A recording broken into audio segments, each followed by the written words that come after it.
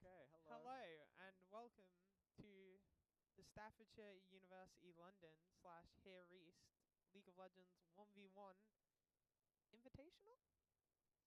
It's an invitational, It's kind of so an I think invitational, we have yeah. about 5 or 6 We have contestants. invited the,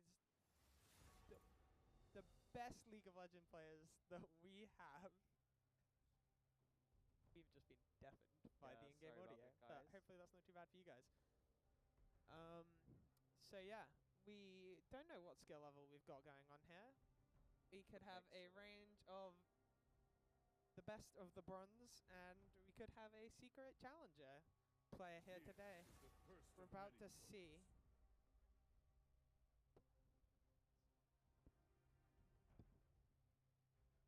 That I think is Darius being banned by voice line only. I do not tolerate cowardice.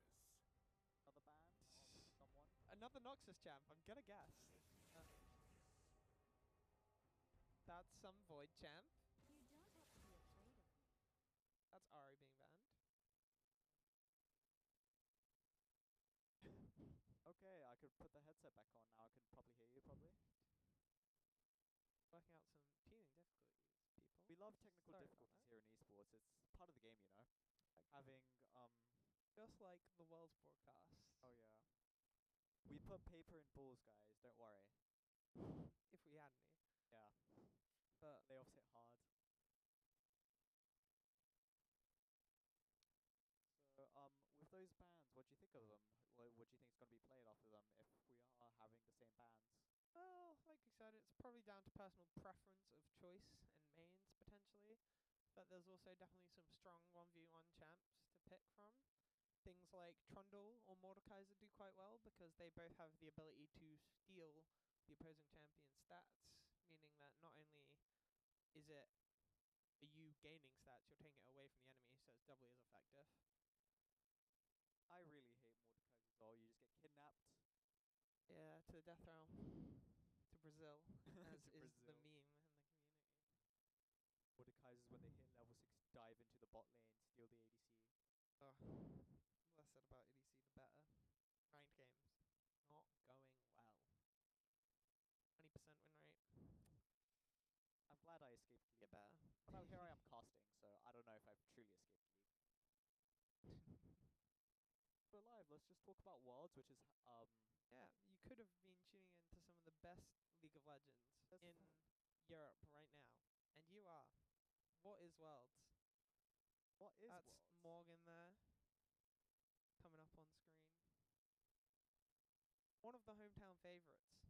Okay. Because I warmed up with him a bit. Ooh, so do you think he's like really good? He had some tackers. He had some favoured the melee fighters.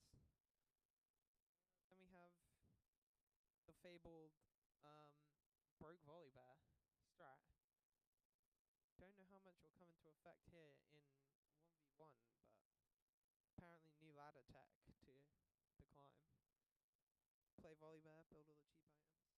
Okay, we're back on here. We are back on So screen. we see our players are very locked in right now, probably practicing, thinking about strats. Indeed.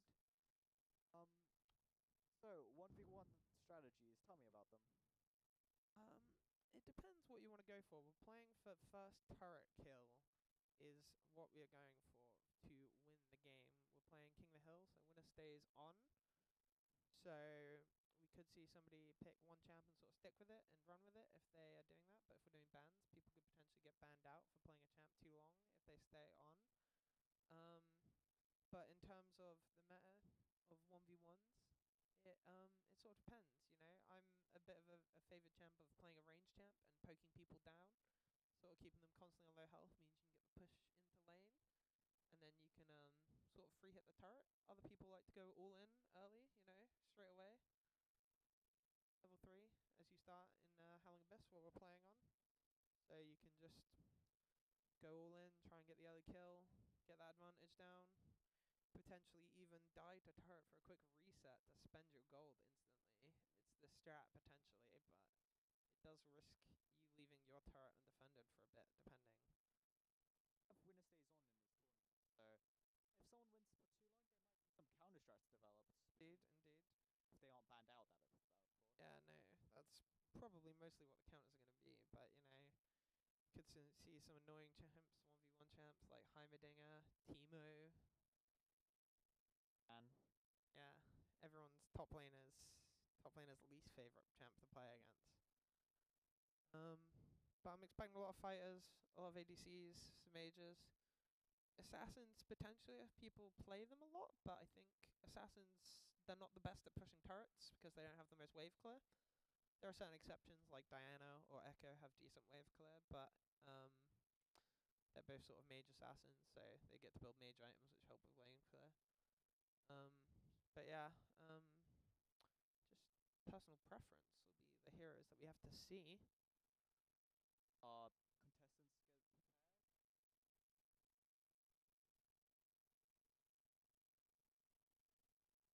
Pull-ups of the world stream. Here we are in game.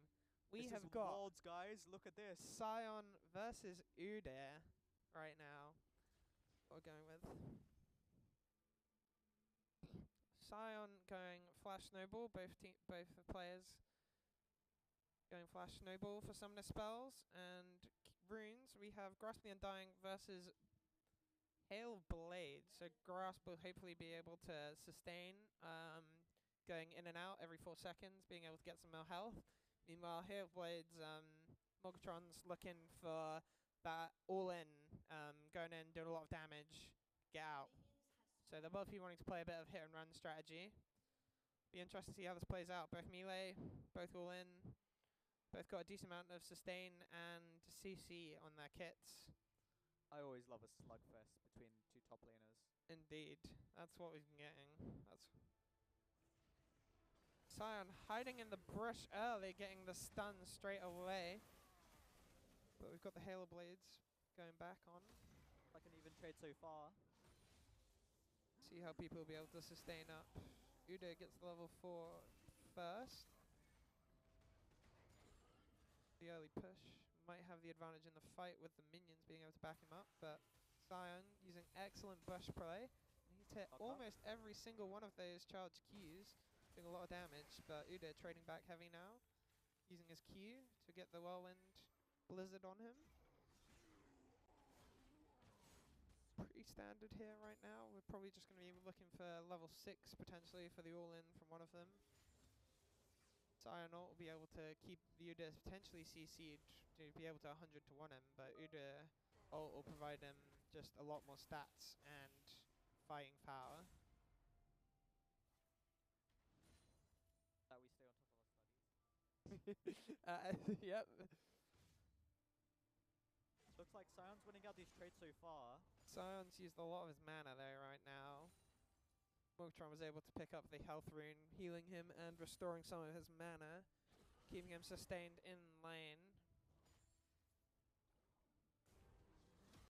And an engage happened. Sion's hit level 6 though, but he doesn't have enough mana for the ulti, so Udyr is trading all in, but Sion with the grass procs getting the better of the trades here currently.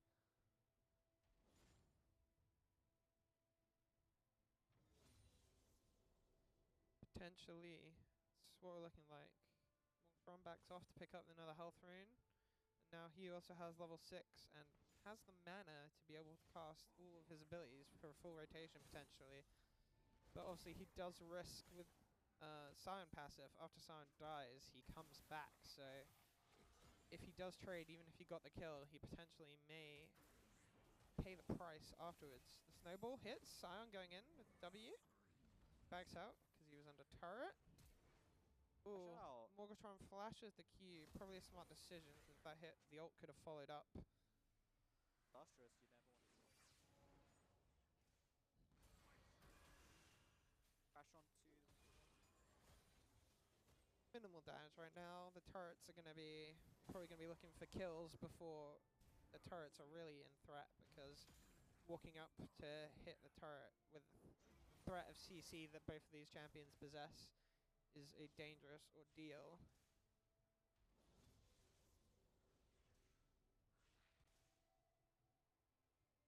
On the back foot. and I regret my Runs in as soon as you mention that. The cast the curse is real. That is kind of disastrous. Might be. Close. The extended trade works out a bit better for him, but getting hit by the CC, he may just get dived here. Sion's diving, but the stun. Oh, the Udyr!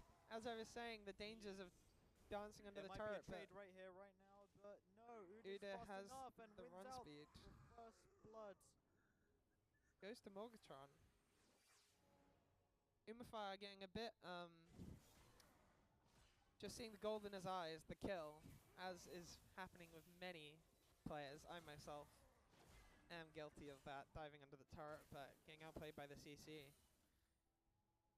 Being able to heal himself up here now. Probably won't be able to get any damage on the players, and the Siren ult back in. Hits. And that's immediately half HP for Udyr. This may just be Morgatron going down here. Siren's been able to go back, spend his gold, but no, he gets the heal. Siren lets go of the Q a little early. Not able to get the full stun charged up to hit.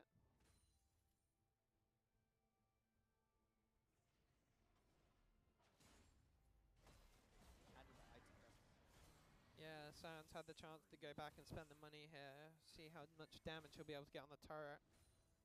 Talk about a tactical death from the tower. Indeed, an early death potentially allows you to go back and get the item advantage early, meaning that you should be able to get the trade kill back, and then potentially, depending on what you've purchased and how much the other person has acquired, because their spent gold means that their death timer shouldn't be too long. But we're having another dive under the turret here. Like Morgatron wasn't able to get the stun under the turret this time though. He is charging up the demolish proc though, and that's is immediate half HP. Morgatron's Remember, we're turret playing going until down first turret drops. half So health. even though Udyr is 1 kill up, they might lose. It's not looking great. If he dies, that's the turret probably dying. Demolish just charging back up. It'll be about 40 seconds before it comes back up again. But one more demolish proc and that was gone. Or even just a well-stacked cannon wave with some range minions. Another hit, and it's 300 more. Sustains through, he lives. That's the power of Udyr with the shields and the heals. But it's not looking too great for Morgatron here. He gets the health rune. Sion hits the E with the Q. He doesn't charge up the full thing. Udyr stuns him under the turret. He's going in. No ulti yet from Udyr. Playing a nice defense, but we need to see how long he can hold out. Both level 11 now, both level 2 ultis. Unless anyone's gone for any weird leveling. Oh, that's Megatron down. This may be the turret going down. In fact, this probably is. This might be game, guys. On the final wave of red rush to defend the tower. Megatron's dead for another 10 seconds. The Hexgate won't be enough. Double stacked range and the demolish proc. This will be Umafire winning round 1. Meaning he will be staying on the Sion. A strong pick. Sion's kind of a bully. Playing against him, and they keep fighting. We're still going. No, you want your revenge as a loser, you know. Like sometimes people crash onto your There we go. Yeah, out. off until the game audio is cut. So what did you think of that first game? That was interesting. As I said, potentially fighters. Sion, a strong pick. 100% definitely. 2 CC abilities, a big shield, the undeath passive, being able to potentially clear the wave / get the kill back after you die, is really strong. And the ulti as well can be used to damage turrets. We didn't see that there, but a very strong pusher. And all round good scaling with his W. Whenever he kills a minion, he gets health. So he was just, even without items, he was slowly just starting to stat check the Udyr. And immediately after this, If we're doing the bans, potentially, we didn't get to see the ban phase last time. We'll see whether that's actually happening or if people are just banning random champs. But if we are seeing it, potentially the next opponent will feel that Sion's too strong. See the ban list.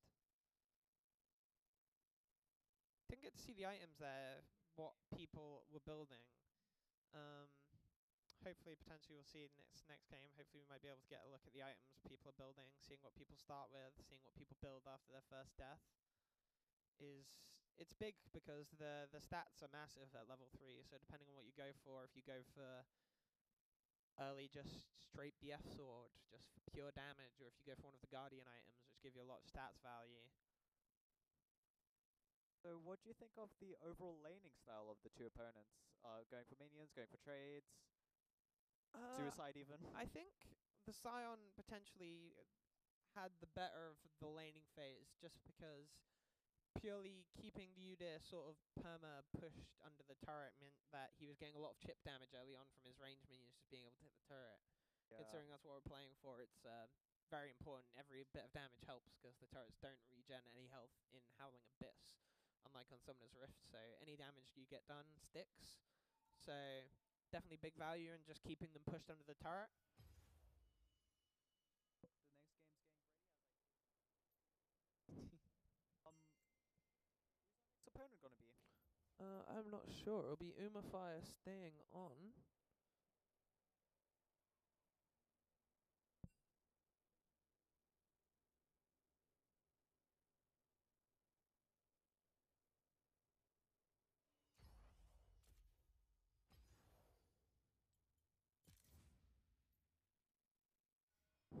Just for us.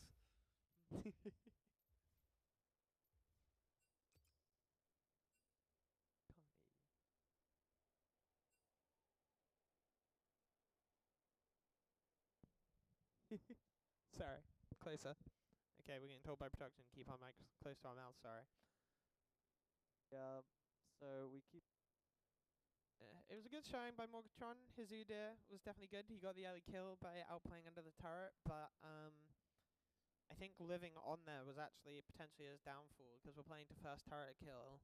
Him potentially running straight after, even you know, giving it long enough that he doesn't give the Scion a kill, but running under the turret is definitely a strategy to be able to go back and spend the gold yourself, and then you're on even footings item wise, because the Scion just eventually just outstat checked the Udyr. Game though, because I do believe that Udyr had some good engages at the very beginning. Oh, definitely, yeah. No, he was doing some good trades. It was the extending trades were really good for him, helping because it kept the grass proc was on cooldown. You need to step out of combat for that to come back up. And Udyr just has better long-term trading. It potentially could have been a better choice of runes. Potentially could have gone for Conqueror, but obviously if you don't know what champion you're going against, especially, you only then have about 5 seconds to lock in your runes. Not enough time to sort of change up your runes to face which champion you're fighting.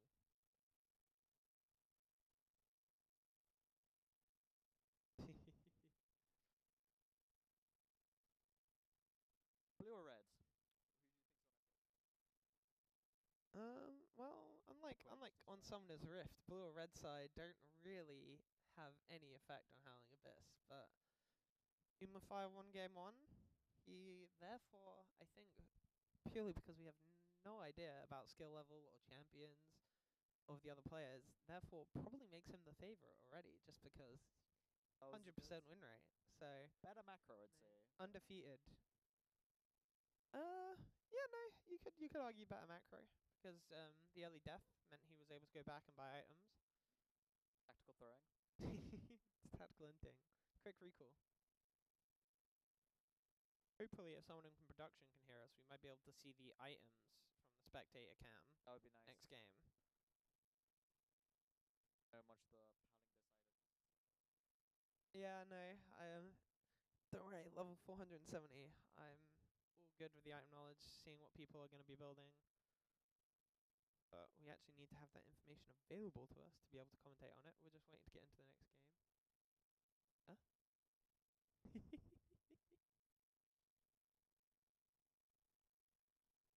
Yeah, we're just waiting to get into the next game now. Sorry, guys. We're just waiting for it to load up and get our players ready. What do you think as a Next counter player to in. Scion?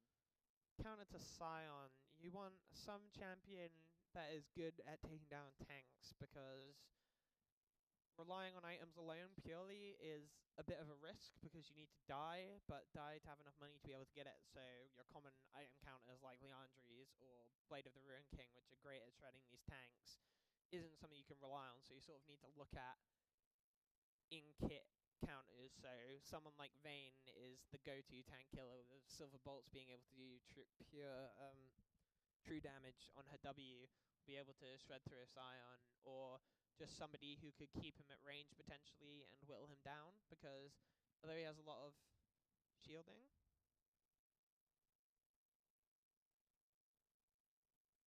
like Akali and Yasuo, I believe, is what we're being told that people are picking. Yeah, Akali versus Yasuo is our next matchup. That's Those what are the some champions have locked in. interesting We've just got champs. a bit of a delay on the video.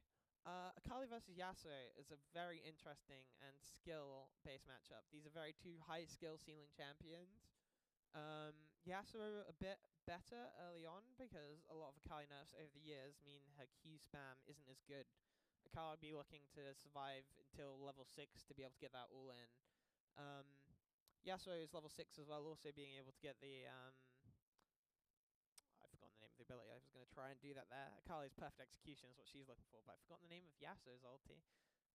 But Yasuo will keep him CC'd and do a lot of damage from the wind, the tornado from the Q3 stacking. We would really see the match explode once everyone hits level 6.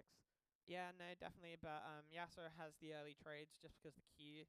Be interesting to see what he buys early on for his starting items, because his Q cooldown scales off attack speed. So potentially a straight Berserker Greaves and an extra dagger could be the tech, no damage, pure attack speed early That'd be on. fun to watch, definitely. To go for that, yeah. Akali will probably just be building maybe a Hextech Culminator or one of the Guardian items, going straight for potentially Proto Belt or one of the other assassin items.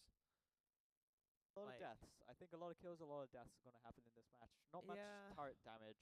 We'll see. Yeah, I think it will potentially. Yasuo has the advantage when it will come to the turret taking, just because of the attack speed scaling that he'll be taking, and just has, because Akali's wave clear isn't as good as Yasuo, so being able to push to the turret, and then other mages do get the benefit of magic damage against turrets. And we have got Umafai is on the Yasuo with Fleet Footwork, the sustain rune, while Akali has gone for Electrocute, going for the all-in, and with the Ignite opting for no Snowball, means she's going to have a lot of kill pressure when it gets to level 6, but we'll need to see what the early trading is like. Potentially it'll come in early. Umafai going straight into the bush. They're scoring off here. No abilities Bit of throwing punch yet. string right here, showing each other off. No emotes yet. This is 2 highest stakes tournament. And the fight Going starts as all Akali in. takes a bit of damage. Yasuo takes more. Akali extended Immediate half trade winning HP. out. Okay, Oh, so ignore what I was saying about really Yasuo. good trade for a floof. Yeah. Yasuo fighting without the minion wave was an interesting choice. Not being able to stack up his Q before he goes in for the fight means that after he EQ'd the Akali, he had nothing left. And he windwalled, I think, one of the Qs there, but didn't block the E, being Akali was able to get on fully. So Akali here going full aggro, using the Shroud, being able to walk up front. I think Umafai got a bit of an ego from last match and went for that Potentially, you trade. know. Well, when you win the first game, you definitely have the ability. For Yasuo Q3 here, Akali hits the Shuriken toss, but decides not to go in because she would be under the turret. She's got the good push going Atara's here, gonna though. get a final blow here, definitely. 2 non-mana champs here, so Akali have energy and Yasuo having no energy whatsoever. Just his passive shield generation means that sustain for both these champs will be pretty good. Yasuo dashing back to the minion wave, dodging the extended trade. Akali gets the heal though, blocks the Shuriken toss with the wind tool. Be the best ability for Yasuo to block if he could block a Shuriken toss and a kunai throw. To block a lot of the Akali damage. The whirlwind hits, but no level 6 yet, means Yasuo is not going to be going in. Ooh, Yasuo misses the flash And Q, that's and an Akali with the ignite ignite. quick able kill to get for in, Doom. and the sad B. Oh, the emote strong game of the Akali here. Alright, now Oh, it's Akali's turret going to be damage able to coming get in. early damage in on the turret. Going to be looking good. Gonna get it to about halfway before Yeah, Unify. so coming back in. Quick retreat. Akali has hit level 6 though, so she potentially might be willing to just go all the way back in again. So does Yasuo Yeah, though. so now hitting level 6. Only grounds. Akali backed up to get some of the health runes, heal back up. Yasuo now have the item advantage. So it's going to be looking to charge up the Q3, being able to hit a whirlwind, then we might see an all-in, but depending on where the Shroud comes out, even if he hits the Akali, if she gets in the Shroud, she might be able to dodge the ulti. Kali does have Yasuo a very went clear XP lead though, getting these Level levels 7, quicker yeah, than no, definitely, Yasuo. that's the advantage of being able to survive. Both of these champs missing a few skill shots now though. Yasuo going in. Good. Akali uses the ulti out to survive, but I think this is the first time we're going to see blue turret get damaged. Yeah, there's the few first bits of damage right there. Kali sits on half HP while Yasuo parties with the Poros. Akali no ulti though now. Yasuo is definitely in the strong advantage because he's not used his ult yet. If he hits the thing, And there there it it is. The goes. Yasuo ult comes out. Barely any Akali damage though. goes back in. Yasuo taking a Turret turret helps shot. The out with- snowball misses, and the Q misses as well. Akali looking for the passive proc. 1 HP both players and Oh, Akali takes it. Akali manages to take it again, but she's so low now. Will I she wonder be able if to there's actually... a minion who's going to get a kill here. If Yeah, Kali's we'll not see careful. what she's going for. She's going for the execute under the turret. I don't know if she's left it long enough. No, No, she she has gives the not. shutdown back over to Umify. I mean, he's going to have a lot of gold, but That so might will a make the game floof a for our lot more Akali even. player. Oh, they're going to be... The Akali's dead for 10 seconds here. The Three wave's in blue an hits. okay spot. The wave's just crashing as a can of minion, meaning Yasuo won't be able to get too much damage down on the turret, and she should be able to get back out to defend through the Hex Gates. Yasuo being able to catch up on levels here though now. They're both level 9 with that, and he hits the Q straight away. Both flashes on cooldown right now, so I don't think they'll go for an engage without that get out of Akali jail free does card. have Ignite back up though. She might be looking for it. Bit of trading of players there. Yasuo hitting the Q, the whirlwind. Dashing through these minions as well. Akali's missing Looks a few like of her full engage shurikens. happening very soon. Flashes up in 10 seconds for both players. Wind wall to block the Akali shurikens, meaning his minions get a bit more damage on the turret. Not a hell of a lot, but it's not a use of his wind wall. Both players probably have their ult back up now. Yasuo hits the Q3, but Akali in Shroud means he doesn't get to press the ulti on him. Akali now going all in with the ult, but Yasuo hits the Q3, knocking him up now. Akali with the perfect execution though, and the Ignite, meaning Yasuo is taking 180 true damage. Means 3 and 0. 3 and 0 for the Akali. Now, can she get the push in? She's using all her abilities, but the energy regeneration means that she doesn't have the fastest push. All summoners spells 4 used on the seconds. Howling Abyss right now, so we're going to see a very dry fight coming in once Umify comes back in.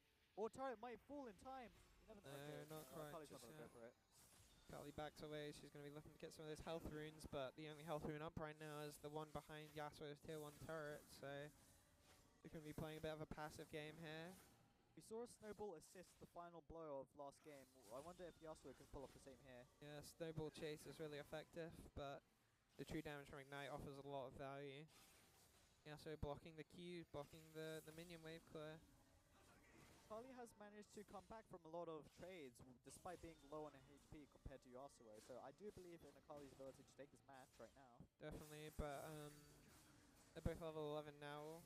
Yasuo ult is back up, but Akali ult, we're still waiting about 30 seconds or so, so if Yasuo hits the Q3, he's probably going to be able to get the kill, and then maybe the turret straight away. So Akali's going to be not wanting to take any all-ins, hoping to just get a bit of poke with the Q and the shuriken toss. Dashing back in and out of Shroud, proccing the passive. To try and whittle him down a little bit while she waits for perfect execution to come back up in the Ignite. Saying that though, she goes in, she's got good damage with the Q. That's 2 Qs and the shuriken taking Yasuo down to just under half.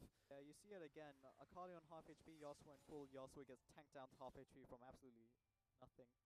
And could really see the XP difference and also probably the general experience difference. Because Yasuo's looking for the all-in though, but the Q3 Oh steps my out and the perfect God, what execution a is back up, means the Akali gets the kill with I think the assist of a turret shot there as well. The Yasuo going a half step too forward. Do you think Meaning two spell Akali casters are going to be gets- enough for this? She's going to have to wait for her next wave. It is a cannon wave. So the Yasuo might have enough time to get back out, but it's looking doubtful. Akali's tanking all the damage from the wave, protecting her wave, means this turret's going to go down. I Yep. believe a Floof Remember, Akali did this 206 entirely is going to be winning deathless. this. GG, well done to a Floof for taking that match. A strong showing from the Akali there. The Yasuo pick was there was a lot of good fights there from both players. There was the Akali was just managing to get the better of them in each of the trade. That was very. You said it was a very high skill ceiling match, and we definitely saw yeah, the explosive. A skill lot more difference right explosive than there. our first match. The Sion and Udyr wet noodle fight of two tanks going Yeah. at each other.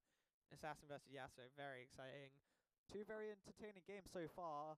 Tank slugfest and now an assassin skill check. Yeah, I wonder. Hopefully, maybe we'll get some mages or ADCs potentially, some skill shot based things. We've got Ooh, very that'd be nice. all champs have been melee so far, so we'll need to see what we're working with. See what people shake up the meta. We didn't see a repeat of any champions there. I don't know if we had bans that game because we didn't get to see them.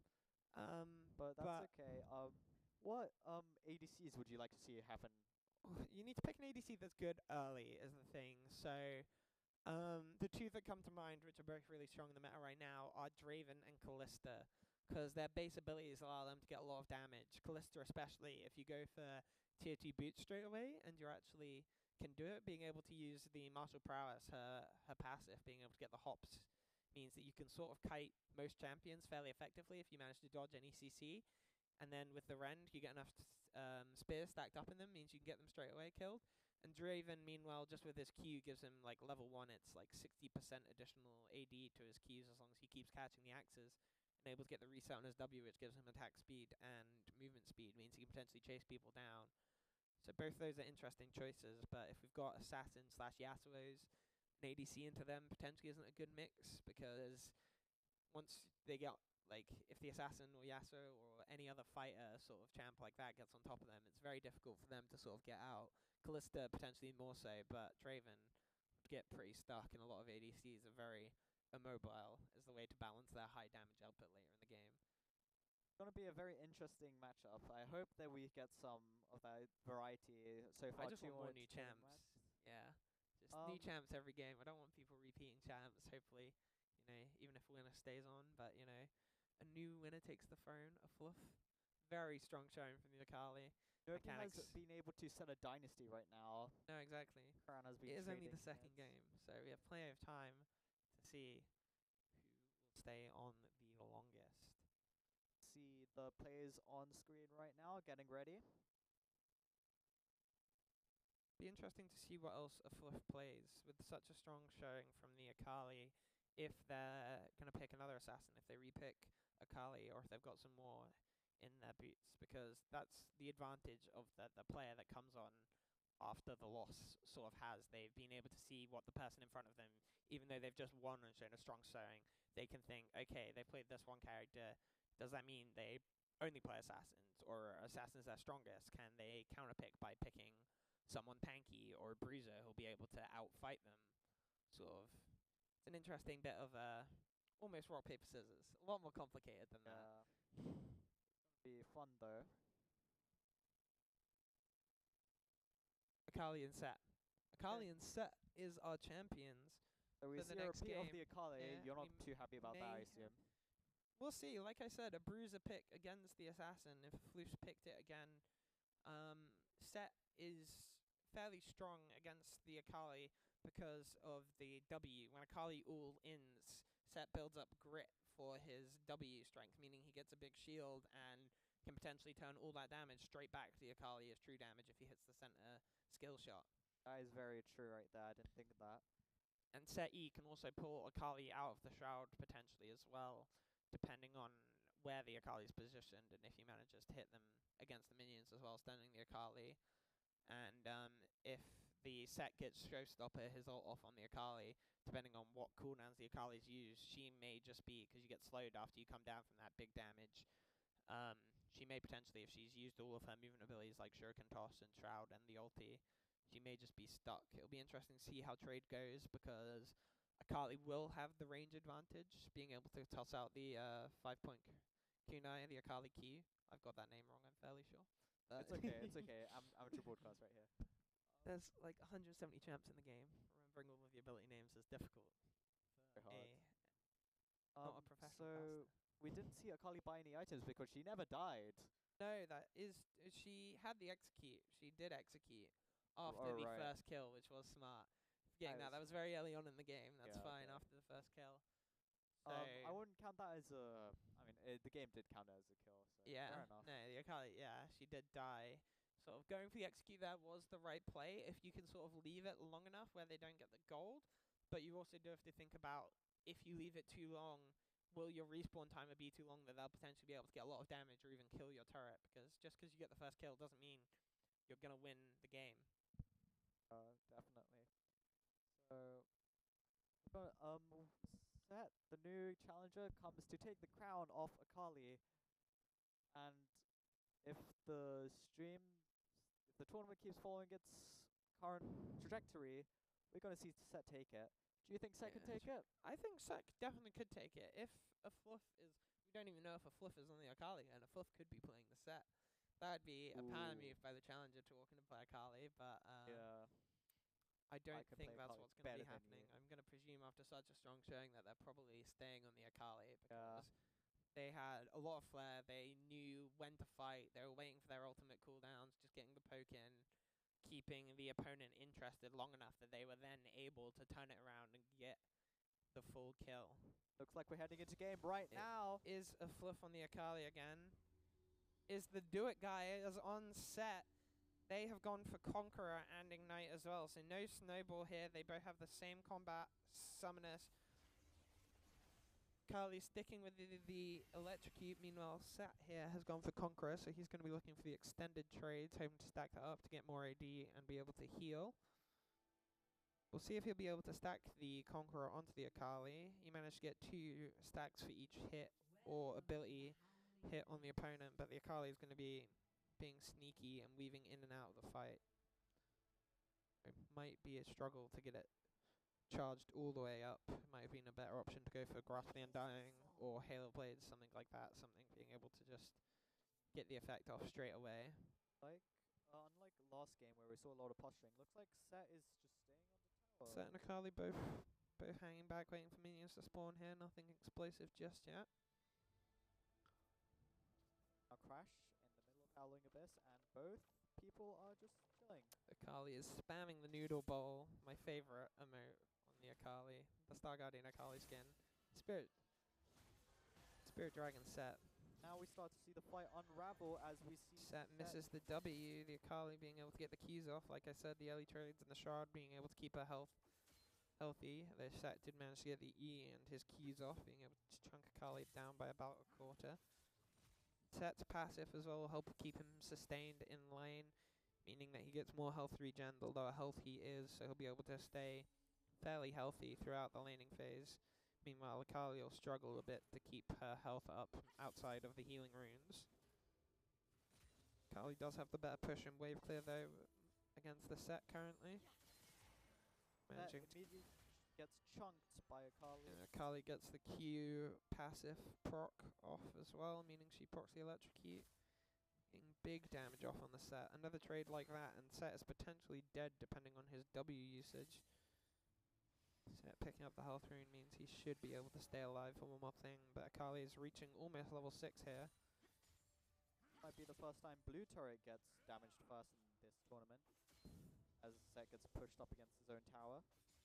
Akali has a lot of range minions stacked up already here, potentially. This could be some good damage on the turret straight away. Both players level 6 right Set now. going in though. He tries to flash behind to Insec under the turret, but the Akali manages to use the Shuriken toss to get back out of the way, meaning Set can't get the Insec under the turret there. He was trying to flash behind the Akali to get the ult on and bring her under the turret to get a kill, because with no minions, Akali would have started taking turret shots. Smart play by the Set, but Fluff manages to dodge it and get out of the way. I think Akali would be our secret challenger in University right now. The potential most mechanical skill level we've seen so far. Neither ults have been used here. Set uses the E there. Gets the W off, not very charged up, but does hit her with the true damage. Neither player have used that ult or ignite here so far. Both potentially a bit cautious to go all in, because potentially whoever pulls the trigger first potentially is the loser, because if you use the ulti and then you dodge out, Set. Oh. Akali looks like she's about to get Looks- first blood right Oh, now. big but Seth W. gets the shield. Akali has the perfect execution there. There we go. Fluff once again showing his proficientness in the 1v1. Akali a very strong 1v1 champ. Permaban Might be mid your lane meta, for me. unraveling right here. Akali meta 1v1. No, I think the set was potentially a good play there. That was unlucky, slash well played by the Akali, being able to hide under the shroud. If Set was able to get the ult off there, I think that could have gone the other way around. Very Set true. managing to have the item advantage now, potentially. We'll need to see. Fluff's gone back for all of the health runes. Crucial note there, neither player used Ignite there, so they both have up the next fight. Both players used the ulti actually, sorry. I said Set wasn't able to get the ult off. He did, but it wasn't quite enough damage. Keep in mind, Set now has item advantage. So how can that flip the game? Yeah, it depends what he's bought. Set managing to hit E and a punch, but then Akali manages to get back under the shroud. Small trades here. Akali just getting her CS up. No damage on either turret to speak of so far. We'll be looking at the next exchange. Set going in with the Q. Akali misses the shuriken flip. Nice E by the Set. It's a big W. Akali almost going down there. She I missed the think that's shuriken flip. First time Akali lost out a trade.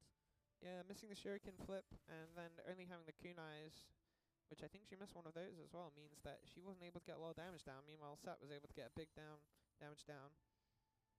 Fluff's going to be waiting for that ulti back up there and potentially hoping that is the do it guy gets a bit cocky here and tries to dive under the turret. We saw that earlier with Sion versus the Udyr. Sion won most of the trades, got ahead and then tried to dive under the turret.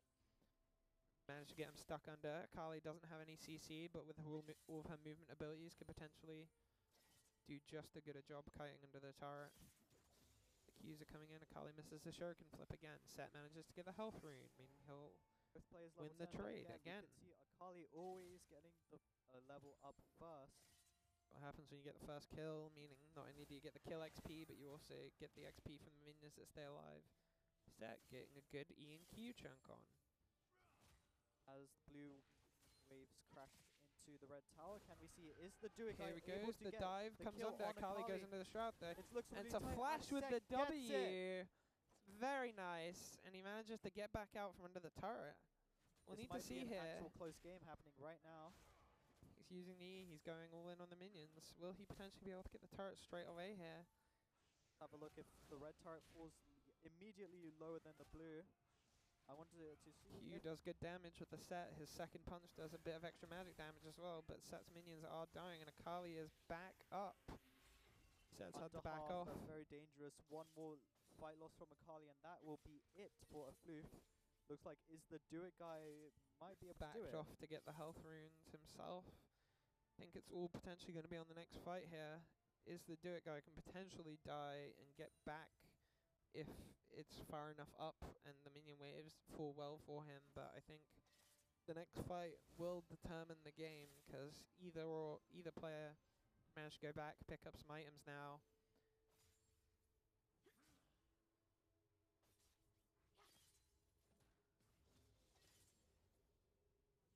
Now with the level advantage being getting the second kill, but Akali shouldn't be too far Level 12 behind. First might change the game. Both players have hit level 11 though, so Both we're players gonna are see a waiting for lot their more ulti to explosive come. ult fights. Yeah, we're waiting for the ults to come back up for both players. Akali has flash currently. After While Set Set does managed to not. use his to get the W to land after Akali dodged out the way with the shuriken flip. Managed to follow. Akali Set must misses win the this trade right Akali now, goes or in it with the might be shuriken flip. over. It's a big W by Set though, getting the true damage back to the Akali. But Akali Q and passive also chunking Set out, but Akali has to back up now and get the health rune. Set passive health regen, doing a lot for him here. It's very scary playing an assassin. It's either kill or be killed. And Very feast or famine. Set hitting the E, but there's a lot of damage. Akali goes for the ignite, but the ulti comes out. no way, Oh, it's a they double kill. trade. Both players using ignite, meaning whoever survived the exchange of ults there was dying. The ultimate minion afterwards. fight happening here right now. Cannon goes down. Red does have 5 range minions, but it should be fine because is the do it guy's towers at full health. Just the oh. custom blue minions left That's as enough they health. slowly fall one by one to the melee minions. But second wave blue comes in. What a clutch. Tara starts. Casting the minions, so I've got no players up. Both players will be coming back with new items, potentially a full item completed. Yeah, that would be very, very impactful here right now. Both players come back in time to save their minions and destroy the others. As we Knowing- unfortunately say goodbye to the best minion fight I've ever seen. No ignite up for the next about 40 seconds for either of these guys, so we'll see if it's interesting who wants to go in the fight. Both players level Set 14 uses now. his Q but doesn't manage to get the procs on the Akali. Akali hiding in the shroud, getting the passive proc, goes in with the shuriken flip. Set taking a lot of damage there. Akali trying to get another proc with the passive, not able to get it, but a fluff coming out on top there of We the see- trade. See, Akali is still winning out these fights, but only by a sliver of a margin. Akali has got a health regen pot of some form, I believe, there, managing to regain a bit of health. Potentially might have gone corrupted pot. Hits another Q onto the set. Set coming in with the E though. Akali Shroud still on cooldown. He goes in with the ult from the shuriken flip. Akali goes in with the ulti as well. They both get that. Akali hits proc 2 of the ulti. Akali has to flash away. She goes for the shuriken flip. She misses the Q. Another close exchange there, but is the do it guy coming out on top, not burning flash? And I think if he managed to get the ignite off there, he might have been able to kill a fluff. Yeah, very, very close. Looks like the game's not ending now, though. But as we hit the 10-minute mark, this is a very longest game so far, I believe. And Yeah. it's very fitting, as these are two very good opponents fighting each Set other. flashing in there with the E, but Akali immediately hits the shroud. The And ignite comes the out. ignite comes out, Set W Both blocking it. will not Both ignites die. come out, and Set Set takes wins it. the exchange. I think that might be it. I think this game is the do it guy. I Level believe is 16 going to has take been the hit. turret. That is The Set definitely it, W, guys. meaning he Set was rushes able to tower. live. It's the do it guy can do it, and he's won it. New winner, Well done. a fluff Akali. Like I said, Hmm?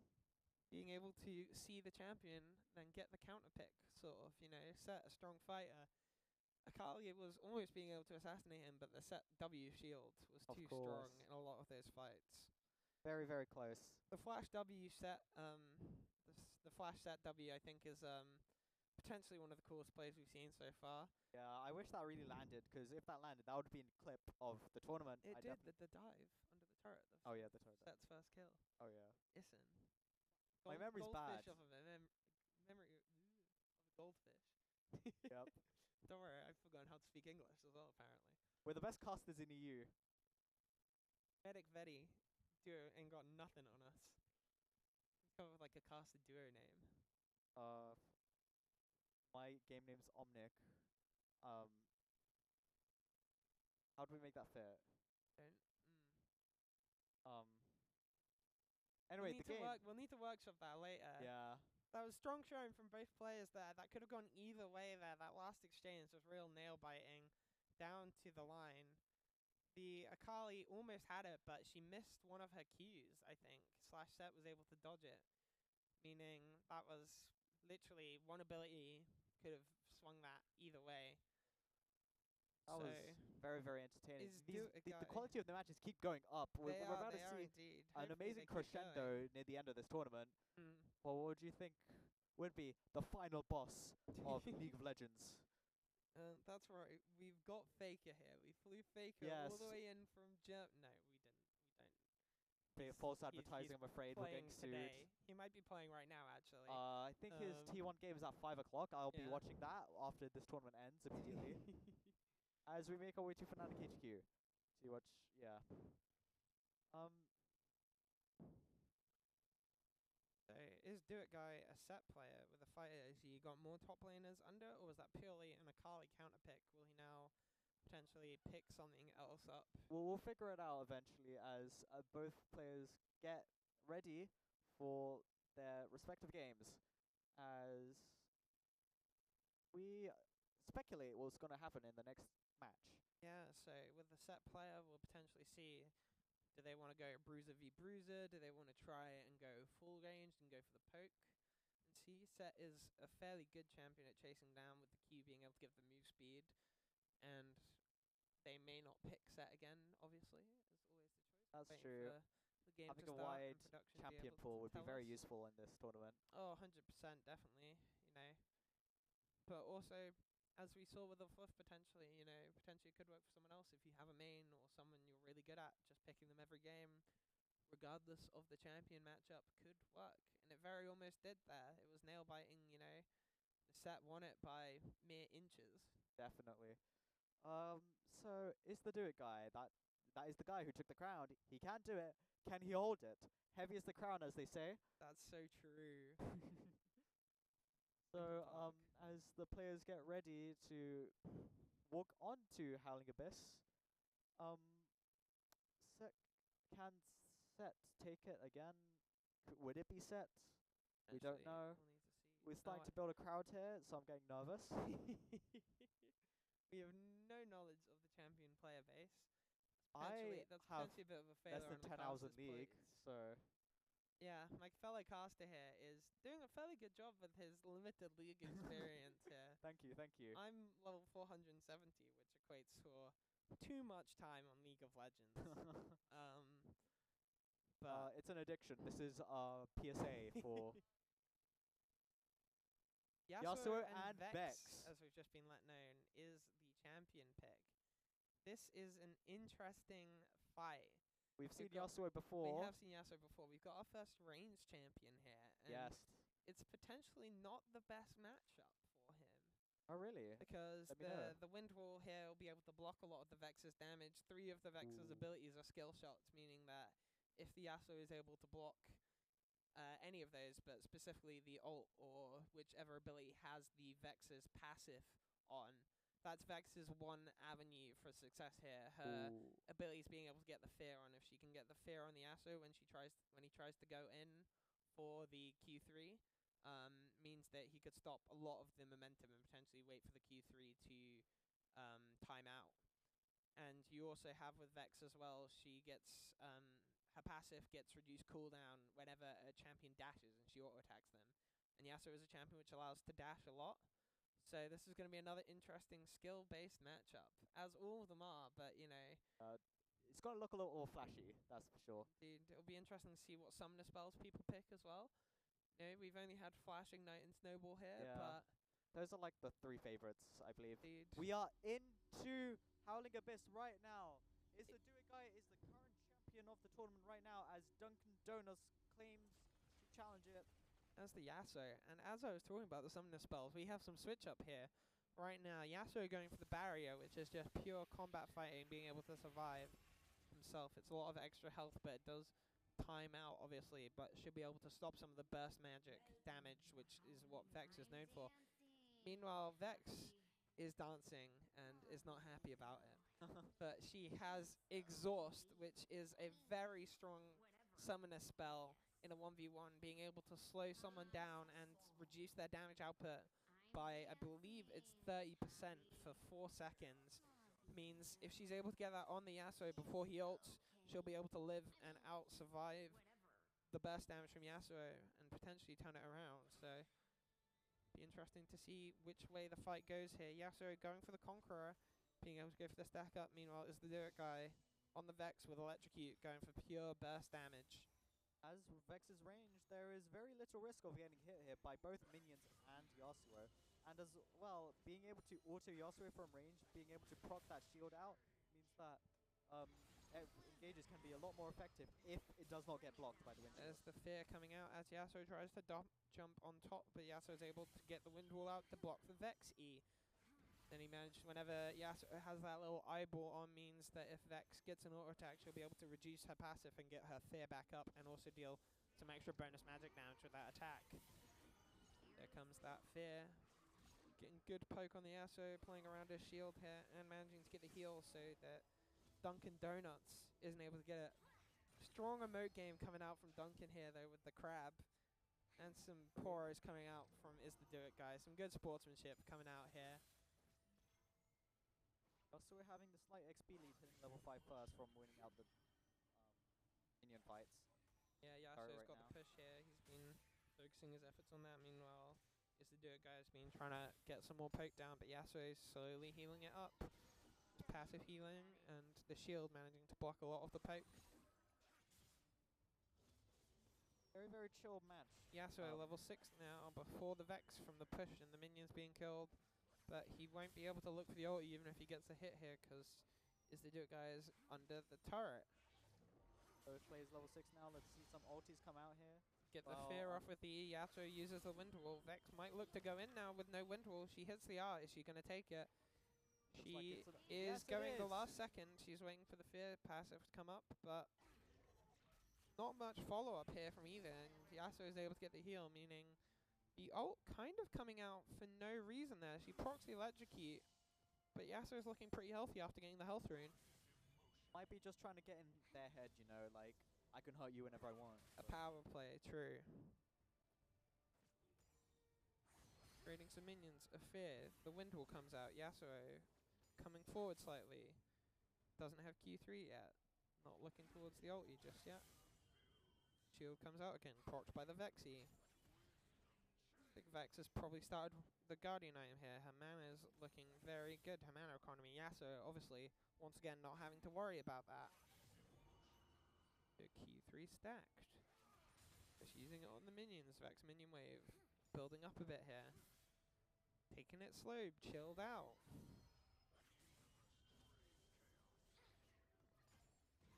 Vex ulti about halfway done. The Q3 goes wide slightly. with one of the champions being ranged, it's gonna lead to a lot more chill downtime as players don't have to risk trading HP as much for CS. See, both players are having social distancing right now, as you know, COVID is still Not again. existing. Or the Q3 hits, but Dunkin' Donuts elects not to ult and go in. Vex would have had the fear up, but potentially could have got some good damage in. But decided to play it safe. This is why I'm bronze. I would have gone in then. Vex hits level 9 first, but I assume Yasuo is gonna. Yasuo should up have very it when soon. those minions die. There's a big wave stacked up against him. There it Definitely. is. So both XP levels are very, very close. There's no real winner out so far. Vex popping a healing potion. There I managed to hear the sound effect and see the thing. We see an engage Yeah, so it happening goes right in, now. but Yasuo he tanks decides the not to turret ult shot, because though. he takes a turret shot. Vex misses the ult ever so slightly. That was a hair's breadth away from the Yasuo. Them skill shots are gonna be very annoying. Yeah, the fear, the being able to just walk up and press W. It's hilarious with Vex. Yasuo on half Yasuo HP looking with to shield Q3, up, but though, the and, flash from the Vex. out. Flash away, a smart thing to do. Yasuo was looking to just hit the point buying Q and then go for the ulti there. Level 10 for Vex, and Yasuo is not too concerned. In the bush, not able to hit the ult. The Yasuo is slowly being poked down here. He was doing alright sustain-wise, but as the levels go up and Vex damage increases from just putting levels into her Q and E, she's slowly out-damaging the Yasuo's health regen. And now there's some damage being dealt with the turret. Vex looking to hit the turret, but if she goes in, Yasuo can potentially get on top of her. So she's playing it safe. She's walking away. I think that was the first time turret gets damaged this time. This game, Yeah, this game. It's a Big 6-minute E, mark. the These Q games are getting hits, longer and but longer as they get more even as they go along. Yasuo shield blocks a lot of the damage. Vex waiting for the ulti back to come back up before committing. Dunkin probably not looking to commit right now. Hopefully looking for Is The Do It guy to try and turret dive him and being able to outplay some form. Coming out on The shield gets burnt for not a lot of things. The EQ hits. Yasuo goes down even further. both on level 11 now at the same time. We might see an engage come out right now as red minions crash onto the blue tower as it gets chunked down. Vex, big damage. Yasuo has to come forward because she was just hitting the turret. Both take the HP. Here comes the ult from Yasuo though. Vex hits the ult as well, but the Yasuo barrier coming out blocks a lot of the Very, very damage. low. Yasuo's Flash chasing, comes out he from flashes on Yasuo. top. Both are really low. And nothing happens. And nothing happens. Yasuo Nothing ever dashes happens. away. I think Yasuo might be looking. He's looking for the ult. Not the ult, Looks the like an Q3. The off-play is fear happening comes right in now. and Yasuo Vex is just 1 walks HP in. and bleeds out. She's the bruiser. What a With no kill. fear of ulti and the Q3 missing, Vex just walks in and acts like the bruiser champ that she secretly is. And now she gets some free hits on the turret. She's deciding not to take Walking it. She's going past. in for the execute. Ah, yeah. The execute meta, here it is. And she left it long enough that Yasuo is not getting any gold. That's the first time we've seen it successfully pulled off this It is tournament. indeed. As blue turret just goes down to half HP. That's decent. Yasuo Like has one more fight win from Vex, and that would be it for this Duncan game. has 20 seconds to try and push us back out before as the Do It guy is back up, but I don't the think wave that's all gonna the way happen. pushed in, it's going to be a difficult sell. Red wave is coming in very shortly. 4 seconds also still might get Vex. some hits, He'll yeah. get some damage in. Oh, he's got Ooh, the demolish. The tech it is smart when you're trying to kill Ooh, yeah, the turret. that's even touch HP. Even I'd say. HP, but Vex will probably have the aim advantage now. She's been CSing better, just from being pushed in more and with the kill goals as well. Yeah, every sort of advantage in favor of is the Do It guy right now, who may be able to finally Like hold the he's- crown. Yeah. Is the Do It guy might be the guy for this tournament. Breaking the trend. Yeah, Yeah, so so he tries to already go in, down but to the half fear's so HP. strong on the W, and he's chasing down. The Heal wind comes will out. manage to box the Q. Yasuo goes in, trying to trade. The Vex ult comes through. Barrier blocks a lot of the damage. Yasuo has to back off, though, and it's not looking good. No summoners Vex for Yasuo only right burns now. ult there. Meanwhile, Yasuo has to burn barrier. These skill shots are landing very well for Vex Yeah. right now. It's the Do It guy is getting a lot of damage in, and he's just free That hitting turret this is turret. really low. You need to watch out. Dunkin' Donuts is going to potentially just have to go in with the next minion wave because any later and the turret's gone. But he also is looking pretty Is the Do close It to guy death. now has exhaust online. This might be it. We just need to wait for the ultimate, and that could wrap the game up right there. The next ult, or potentially even just managing to win the trade even further. Yep. Every time she gets these minions pushed under the turret, she's getting some chunk damage here. So Dunkin' Donuts is going to have to look for a miracle, 100 to 1 here somehow. But at half health with Vex max health, with both her sums up, while Duncan is about to get flashed back up. That's not any combat damage. If he's able to use it to dodge a Vex ult or dodge a Vex fear, though, could potentially be what he's looking for to win the fight. The wind wall comes out. It doesn't block any summoner spells. Vex just hits the W. Vex Q hits. Here comes the Ult ulti. hits. She goes in. The Exhaust exhaust comes out. That has to be it. Yasuo has no damage. And Vex there you flashes go. the What wind. a flashy finish Cool. right there. Means Vex using the ult on the minions is going to be able to push this wave in and get the turret, no problem. Is the Do It guy is going to be staying on? Managed to A wrap the 2-win game up streak. by the 10-minute mark. Well done to Is the Do It guy. Finally, someone retains the crown. What a game. Indeed. Is the Do It guy showing a breadth of champion pools as well. Set in the first game, Vex in this game, two very different champs. Yeah, very good difference in playstyles as well. Very adaptable in this very tournament, which he definitely needs to hold the crown, as we now have a streak of two Indeed. wins in a row. We'll see how long they can keep it up. The secret tech, though, coming out, and we'll wonder if more players will elect to take it, or if it's the Do It guy keeps it, is Exhaust. Exhaust is so strong in a 1v1, because obviously you're only fighting one champion. So if you remove 30% of their damage for the entire fight, you're obviously going to be coming out on top as long as you use it well. Yep. Also, the ability, because of its exhaust slowing down. Yasuo sometimes his dashes, after he dashed forward, the exhaust coming out means he wasn't able to actually get on top of the Vex because the slow was pushing him down. And the fear. I don't, obviously this is blind pick, so it's a bit of a rough matchup for the Yasuo, because Vex is pretty good with the fear, the W on it, and being able to Vex getting the value out of her passive, being able to reduce the fear cooldown Yeah. because of the dashes Yasuo has, because obviously he's wanting to dash around with the minions, get his Q stacks up. Very clean. Very clean, I'd say. Very clean, yes. Manages to get the turret reset as well. Yeah, no, that was probably the cleanest game we've had there. There was a good showing by the Yasuo, and Is the Joke guy had some excellent flashes to dodge away, but his all-in with the ulti almost worked. But Is the Joke guy just managing to get the better of him, being able to poke him down. Yeah, he is the do-it guy. We had to believe in him. He can do it. Can do it. So, If he I picks wonder up. who's going to challenge Is the do-it guy. It's going to take some real steel. Indeed.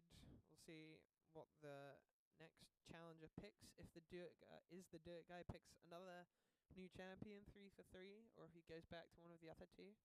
I'm hoping once again for another champion. You know, there's 170 odd champs in the roster, and we've seen 5 Two. of them now. Oh yeah, I mean think. 2 from that So guy. we got Yasuo twice Oh yeah. and Akali twice. You know, hoping for some new champs, some more champs. What would you say is the do-it guy's next champion, as you've seen from his current 2 picks? What would you predict next, if you can even predict next? I don't know. As I said, you know, it's a 1 in 170 odd chance. You know, that's Flipper. pretty bad odds to try and guess it. I'm just hoping I see one of my favorite champs. You know, I'd like to see an Ari. Ari is Ari my would be most very, played very champ, nice. and I think she's very flashy when she gets ult as well. There's a lot of potential to outskill.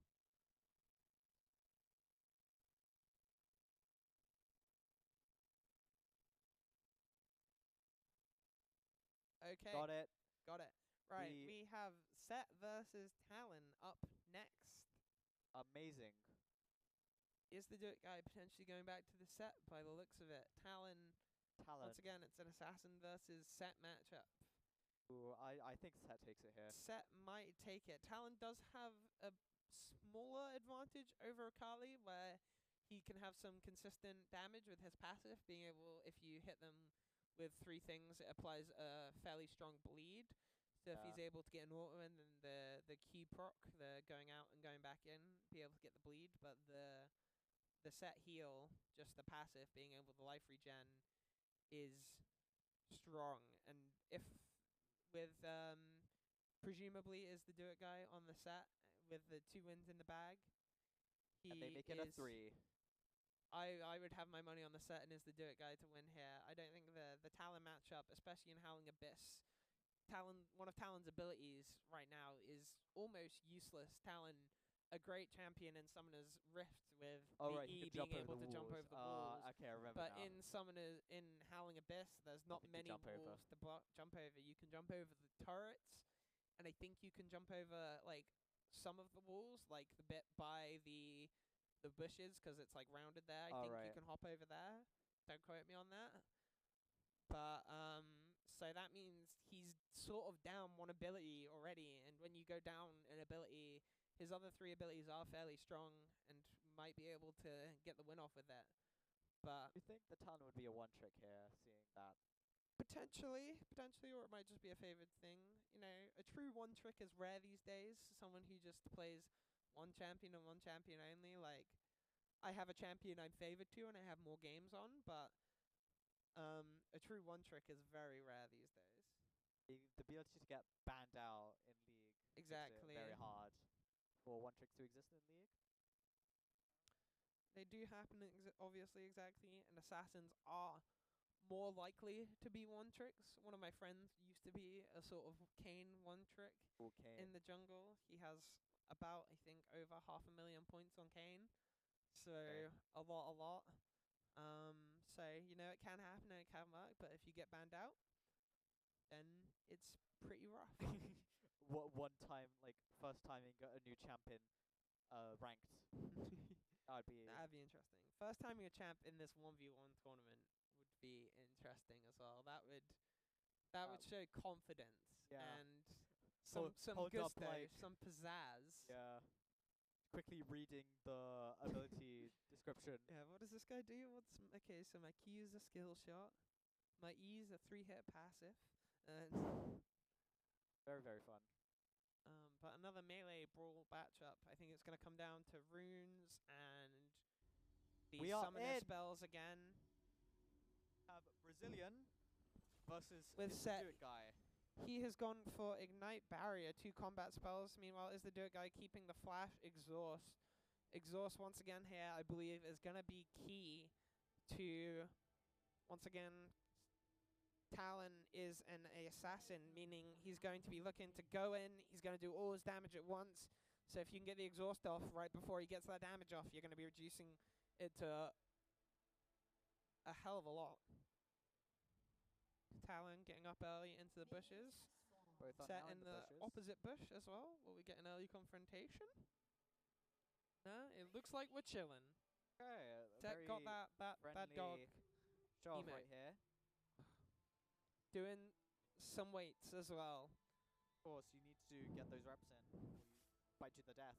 Ooh, Talon has the prestige skin though, very nice, which means they are probably a Talon player. I believe that's the prestige skin. Okay. He's looking to get the 3 hit. There's the bleed. Set pushes back though. Very And violent. the bleed damage is nullified from the W shield. Does have the early push though. Pushing Set off. Set wasn't able to use any of his abilities on there. He hits the Q. The Q spam, very annoying on Talon. Set getting the pullback though, and the exhaust Exhaust is comes out coming out. Set immediately. is going in. Comes in. Here's Whoa, the W. He flash tries to go for out. the flash again, but Whoa! Talon with the barrier and ignite, the double combat spells showing the advantage of having 2. The flash W almost working once again, but Brazilian is able to just avoid the true damage from the W, and now he goes for the in. Wait! But Set gets the gold, but Set is already back out, meaning he doesn't actually get to spend that gold, which means it's not the biggest deal for Brazilian. Okay. Set Well, gonna pick it up a does lot of give XP Set though here because ability to the clear out wave pushed and out. catch up. The wave for Set throws outside of his turret, meaning he's able to get back and get all the XP, meaning he's going to be hitting level 6 first and have a fair XP lead against Brazilian here. That was so fun though. A 1 minute all in. Both Yeah, that summon was spells good. on both players. All out. We're gonna see a very dry fight happen right now. Looking for level 6. Both players level 6 though. going We're gonna in. see an ult, hopefully, at some point. The W to block it. Talon goes in, under Talon turret, takes a turret shot, gets shot. slammed. The show slammer Talon stopper is coming half. out.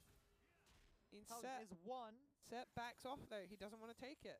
The Fair slow enough. from the Q. Very, keeping the player low HP like that makes them back off, so you could quickly farm this and grab some HP as well. While Talon does the same.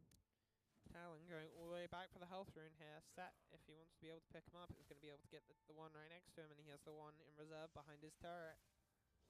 Talon's ignite and barrier almost up though, and he has his ult as well. Set trade coming out. E. Set W still up. A lot of 3 hits damage. Getting blown on Talon right now. That takes the HP as Talon takes some as well. Talon's able to get in and get a bit of HP. Scary being on low HP against someone like that. Indeed, it is. Showstopper about halfway back up. Talon yet to use his ulti. I forgot the name of it, but he spawns a whole bunch of shurikens, and then when he hits someone with an ability or an attack, he makes them all fly at the opponent. Oh, that's cool. A lot of damage, a lot of bleed from his passive. The Q comes through. Set getting the E pullback though. The W, the true damage misses. they If it went- hit the minions, Whoa! kill The minions the get the final Talon. blow. the ranged minion / cannon minion. MVP for is the Do It guy here. Minions. The Do It guy here slowly pushing out the wave though. Is he going to look to go for the reset? He did it last game, so he's looking for the timeout, and he starts taking the turret damage. He pushes the minions all the way in, so some of them will die, and he gets a bit of turret damage in as well. That's about 2/3. Yeah, Talon's going to be able to come back in and clean up most of the minions, but is the Do It guy winning No, the it's the fight Do It there guy, without so he's gonna ulti buff his own or minions, you know. exhaust, meaning he's going to have them both up for the next fight. But Talon has Ignite and Barrier back up as well. Yeah, we see both summoning spells on for both players. Are we going to see such an explosive fight with ults this time, like we did see in the first minute of gameplay? As we approach the 5th minute mark, Coming back through the Hex Gate, Talon not able to get any damage on. It's a perfectly executed quick back by the Set. Talon's not able to get any damage in, and he's just going in straight away. He insects Slams the Talon back turret. under the turret. Talon takes 1 turret shot. He uses the ult. He goes invisible. The Ignite exhaust and Barrier comes out. out. Exhaust comes out. Shield. Barrier comes out. Talon here. Both are 1 HP. The It's set literally Q. last hit. Oh, Talon the takes it. bleed! The bleed managing to kill the set there. These games are so close. Talon very low now. See how much damage he'll be able to get on the turret. Is the Do It Guy's back up in 10 seconds though, fairly quickly. Talon's very low. Let's see how long. He's hopping over the turret. immediately He's goes going for the health HP. pack. I guess they He's want to just take it before dying. denying it from the Is the Do It Guy and going for the execute. Yep.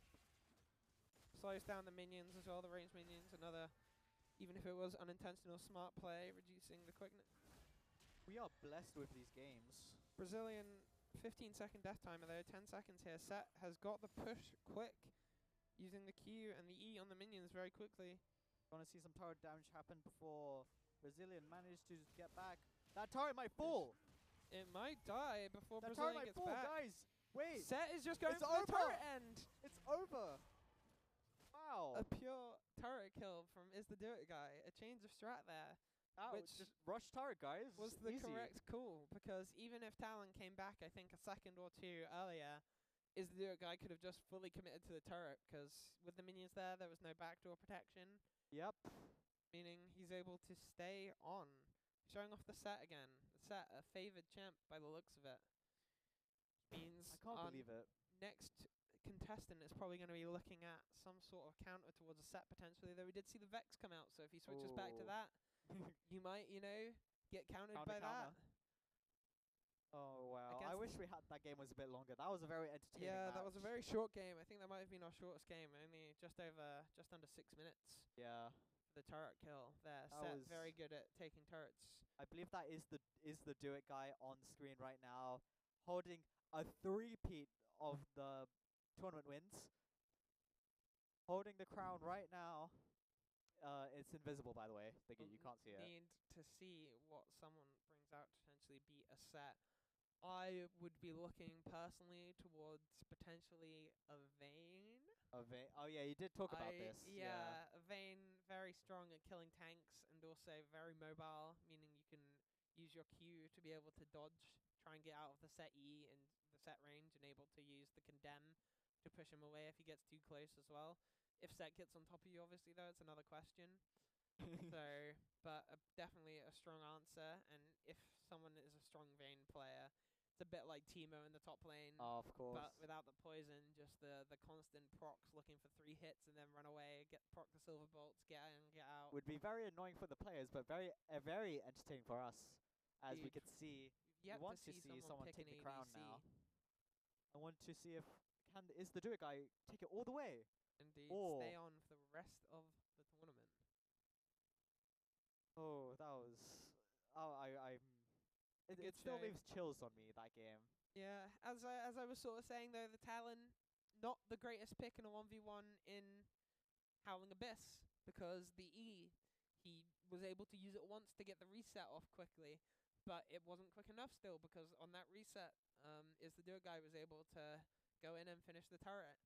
Picking a champ with a dead ability like that, Talon is the only one I can think of right now, but something like that isn't great. Or picking someone like Belveth potentially, who stacks off of her passive stacks off of killing jungle minions. Picking champions like that, you're almost nerfing yourself before the game even starts. Now, talking about bad picks, what do you think is the worst pick for a 1v1? The worst pick from a 1v1, and we see if anyone picks it, and if they win, it's so toxic and BMing. I think it has to be Yuumi.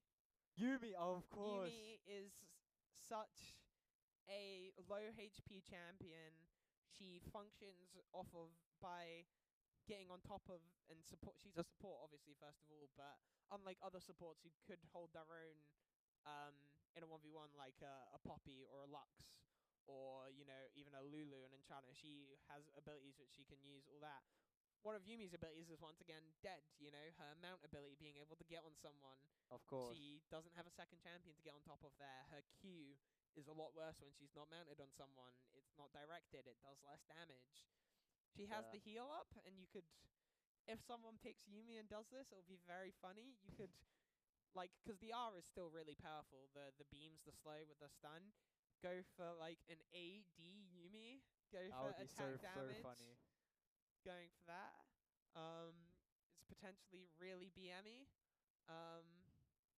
But might Oh, if we see someone pick Yumi, If anyone picks Yumi, I will. I can't bribe this, can I? Yeah, probably not. No. Okay, we I will be don't- very impartial. But if you pick Yumi, you're a legend. You are a legend. Indeed, you may go down in flames, but be very funny. Lulu, now that I think about it though, is an interesting champion to pick. If we have any enchanter players here, Lulu's ability to polymorph the enemy champion is very annoying. She has a polymorph. She has a slow on her Q. It does a lot of damage. She has picks in her passive, which does more damage on all attacks. You can go for attack speed Lulu on hit, which is a very funny build, which I like to build occasionally on Lulu and ARAM. And she also has the her ulti, Gigantify, or whatever it's called, meaning that she's able to suddenly give herself a lot of health and it knocks up enemies around, which means she has 3 pieces of CC potentially as well. Depending on the matchup, it could be strong if we have any pocket enchantment players. Potentially. Might not be here in the studio right now in the arena, but it very good hypothetical. I think our players are slowly getting ready. Yep, we're waiting on production to give us the champions they're going to be able to play, so I'll be able to give you a bit of insight on where I think they'll be, how they'll do against each other. Sorry. But yeah, I think seeing a support is unlikely. Seeing an ADC is also unlikely unless we have an ADC player. We're more likely to keep seeing these fighters, these assassins, the mages potentially. I believe they're definitely on the stronger side. Seeing the tanks as well. Set's sort of a tank fighter Kinda, yeah. hybrid, but you know, that Scion we had in the first game was quite strong, and we Definitely. could potentially see a return. We have We have an Ari. Trundle versus Ari. What a match. This is what a match. These are 2 of my favorite champions. You're gonna love this I'm class, gonna man. love this game. Trundle here, unfortunately, not as great as it could be against another fighter or tank. Trundle's Q, meaning he's able to steal away AD from enemy champions and give that AD to himself, is really strong in a melee versus melee matchup, or if the champion is AD, because not only are you now doing more damage, they're doing less damage to you. That's less of a deal in a matchup against a mage such as Ari. But the Trundle Pillar and the W, his chase down, is able to do it. We'll need to see how the Trundle Pillars land. If she's able to get the Ari potentially stuck up against the wall or stuck under the turret with him, he'll be able to close in, and Ari will be forced to either flash or ult away. Be very interesting. Meanwhile, Ari on the other side, my favorite champion in the game and one of my most played, is a very nimble and quick mage. She's a bit of an assassin. Her ult gives her 3 dashes, and she'll be looking to hit the charm on the E to keep the Trundle CC'd. Of course. And if she can hit the charm on the Trundle under the turret, Trundle will run under the turret and try and attack him, meaning the turret shots will be even more damaging, you know. It's even better than some CC where you've got to wait for them to get under the turret. You can pull them into the turret with the charm. Yeah, definitely. And then the Q on the way back as well, dealing true damage, means that Trundle resistances aren't going to matter very much. And the Trundle ult, while good, subjugate, steals, drains HP, and it also steals percentage based of the armor and magic resist, which, while will be good in any fight, obviously is less good against the Ari, as Ari won't be as tanky as some other fighter or tank could be. It'll be interesting to see what we have, because Trundle only really has his W, the Frozen Ground, which gives him move speed and attack speed to try and dodge the Ari charm. It'll be interesting to see what runes we have. If I was the Ari here, I would be going for Summon Airy, because in the ranged versus melee matchup, you'll be able to walk in, Summon Airy with Scorch. Whenever you hit an auto attack, whenever you hit him with a W, you will just start trickling them down, being annoying, and depending on what item they go for, if they build towards, if they start with Fated Ashes, once again, just go for full dot, it'll get really annoying. Trundle will have, thanks to his passive, I can't remember what the name of it is, but whenever a unit nearby him dies, he restores a percentage of his HP, so he will have some sustain against that. But on the other side, Ari also has sustain. Her passive, whenever she kills 9 minions with abilities or hits a champion hit when the ability counts for 3, when it stacks up to 9, she consumes a soul and heals as well. So Nine-tailed fox. Indeed. Very, very fun matchup coming up very, very soon. I wonder who'll be on it. Maybe Is the Do It has pulled it out for me, pulled out the Ari for me, or maybe the new challenger has. Big shout out if whoever picked Ari did it for me. we're Thank rooting you. for you. We are very impartial, but we're also rooting for you. I wouldn't say Obvious- rooting. We'll just say we like to see fun champs, and Ari and Trundle definitely fit those bills. You know. Very, very entertaining league tournament we have right here. The games just get better and better. Indeed. This is the Here we second go. range versus melee. It is the Do It guy on the Ari. He's gone for the electrocute here, so pure burst damage, using the Coven Ari skin. A very nice skin. Trundle's gone for Guardian Blade there, I just saw in the chat. So going for the health and no, Guardian's Blade is the health and ability haste, so looking to be able to use his abilities some more. Trundle's gone for the snowball for the close. Meanwhile, Is the Do It guy stuck with the exhaust. Very strong. Once again, being able to stop a lot of the Trundle's damage if he does manage to get on top of her. Trundle's gone for PTA here, meaning that if he gets 3 attacks off in the Ari, Ari will take more damage from all sources, which is very strong with Q, because Trundle's Q is an attack auto reset, meaning he can get 2 attacks off instantly in a second. Trundle going for a walk, and One thing Ari is sitting there. We've got the friendly cat, sportsmanship at its finest, and friendly poros. Look at this. Good sportsmanship from every person here today so far. Epi 56 on the Trundle. We'll have to see how he plays it. 56, what a name. He's Six is my just lucky number, by a the way, sleepy so guy. They might take this. We can't see the levels right now. I don't know if production can potentially show that, because that will show when Realism they're level mode. 6. Do It guy on Ari, so that might be a fitting 4th win coming up very soon. Yeah. So the Trundle is a very good pick. Lucky number is on there, so Yeah. We can't... Ari hitting the charm Trundle pillar, not going to be doing much. We have... gamer screen. Cannot see the looking- game right now. Second, but But no both one has players died are yet. very locked in right now. You could see the concentration on their faces. The mouse clicking highlighted under the spotlight of EP56. Was a big trade from the Ari onto the Trundle. Trundle will have to sit back and hopefully Let's recover go. some of his things. The absolute concentration on his face.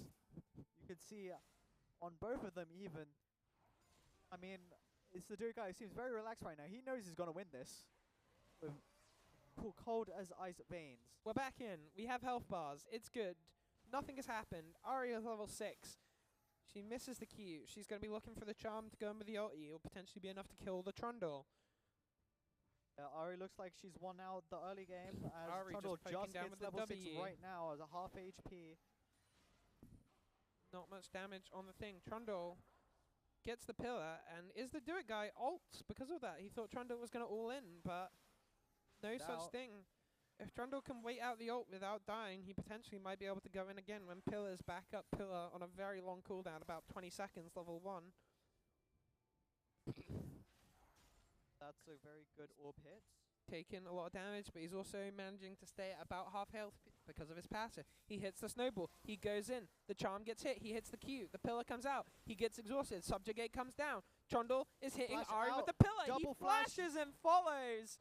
Well played to EP56 managing to wait out the Ari ult, baits it out on the first pillar and goes all in on the second one.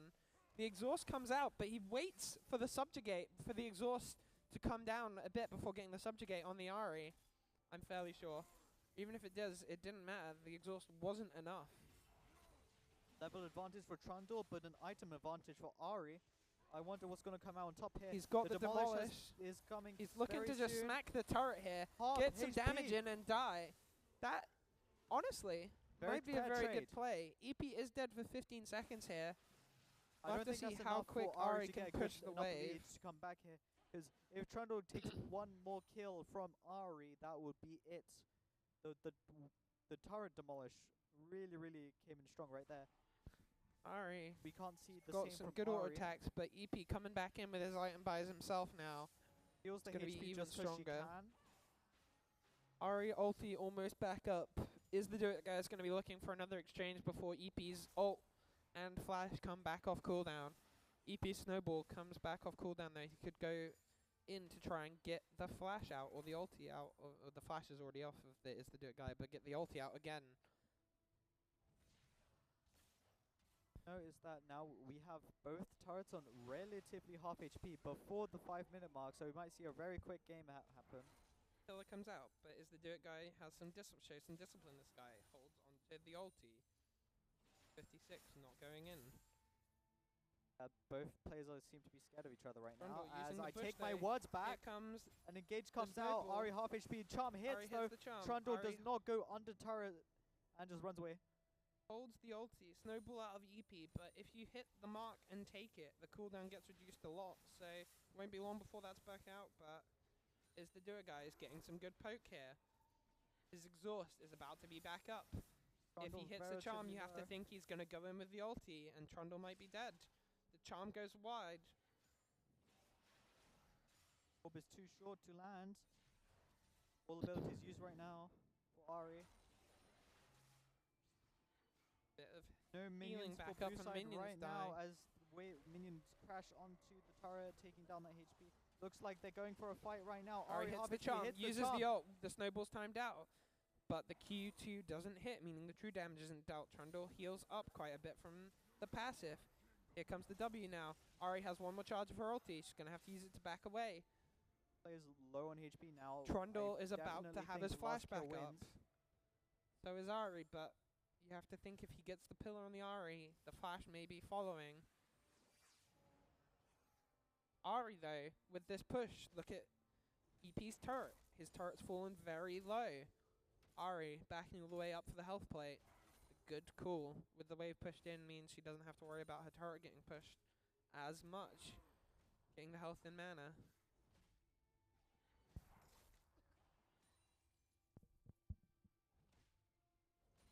A breath of fresh air after the very, very action-packed game we've had so far. Both teams just farming minions as they grow wary of each other, both on level 11 now. So, level ulti 2 ults, Not on very, cooldown very lethal. right now.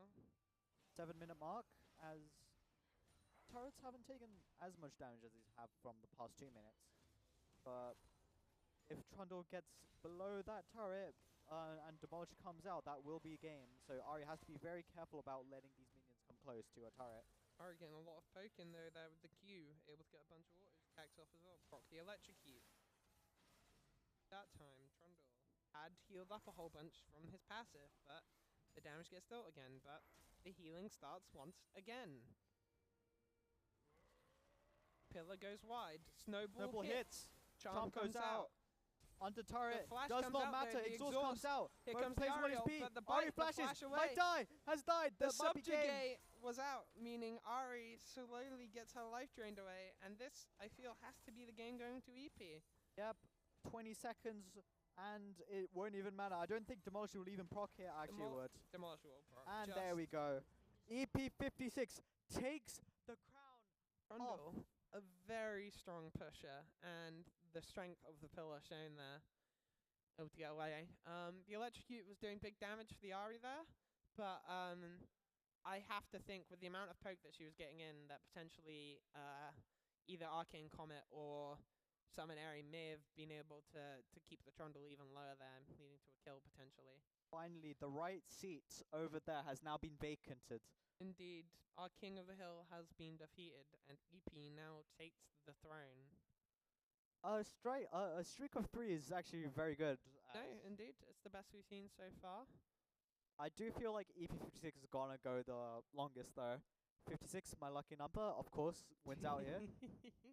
I don't even know what Trundle does until this match, but Yeah, no, Trundle, very strong 1v1, as I said, being able to take the opponent's stats with the Q and the ulti, stripping them of their armor and magic resist, taking it for your soul, taking their AD, even against a mage who cares less about that. Stripping the resistances means that they take a lot more damage, obviously, and that was evident. And that last fight there was really close, down to the wire, but I think Is the Do It Guy potentially left it a bit late there. Obviously, he got pillared, and then he managed to hit the charm when the snowball was hit on him. But I think he needed to potentially ult back away, and then the charm hit potentially could have kept him under the turret, potentially, meaning that would have switched up the whole dynamic of the fight. If the Trundle took another turret shot, I think he would have died. They potentially Yes. might have traded there though, with the subjugate still killing him afterwards. But I think Ari potentially could have been in a better position then. I think that's how the fight could have gone if they were doing it. But that's just how the fight crumbles. Yep, that was. These games just keep getting better. Indeed. I don't know how anyone's gonna top that match. We'll have to see. Each one's been exciting in Our their new own right. challenger has been seated. We have EP56 on the left versus we don't know yet on the right. But both look very calm as they wait to get into the match. We love the spotlight on the mouse of EP56. Of course, hitting his Showing skill the hand shots movements. are very strong. That is amazing. These games, like, we can't. This is where you want to be, not Worlds. No, Here. exactly. This. Who cares you about know, Worlds? That's like a Faker's not doing that. You know that Yeah. Ari performance. He's yeah, of course. probably winning with Ari if he picks it. That feels mean. Comparing as the Duet guy to the best League of Legends player in the Yeah, world. but hey, that's we have to put respect on his name. 3 Indeed, wins you in a know, row. we'll have Held to the crown for 3 whole ARAM matches. That is very respectable. Definitely, yeah. It's the longest one we've had so far. We'll have to see if anyone can beat it. It could happen. EP56 seen- though, we have to put a lot of Speculate on their champion pool. The Trundle pick. The Trundle. A top laner. We'll have to see if they pick more of that. Hopefully, is the Do It guy actually did play Ari and I didn't just bait him into picking it. yeah. If I did, sorry. We're waiting on production now. I think we should I think they're get just getting our into game. champions. We're about to learn, hopefully, and we'll be able to give you a bit of analysis of. I Oh. am very happy to be here. Oh.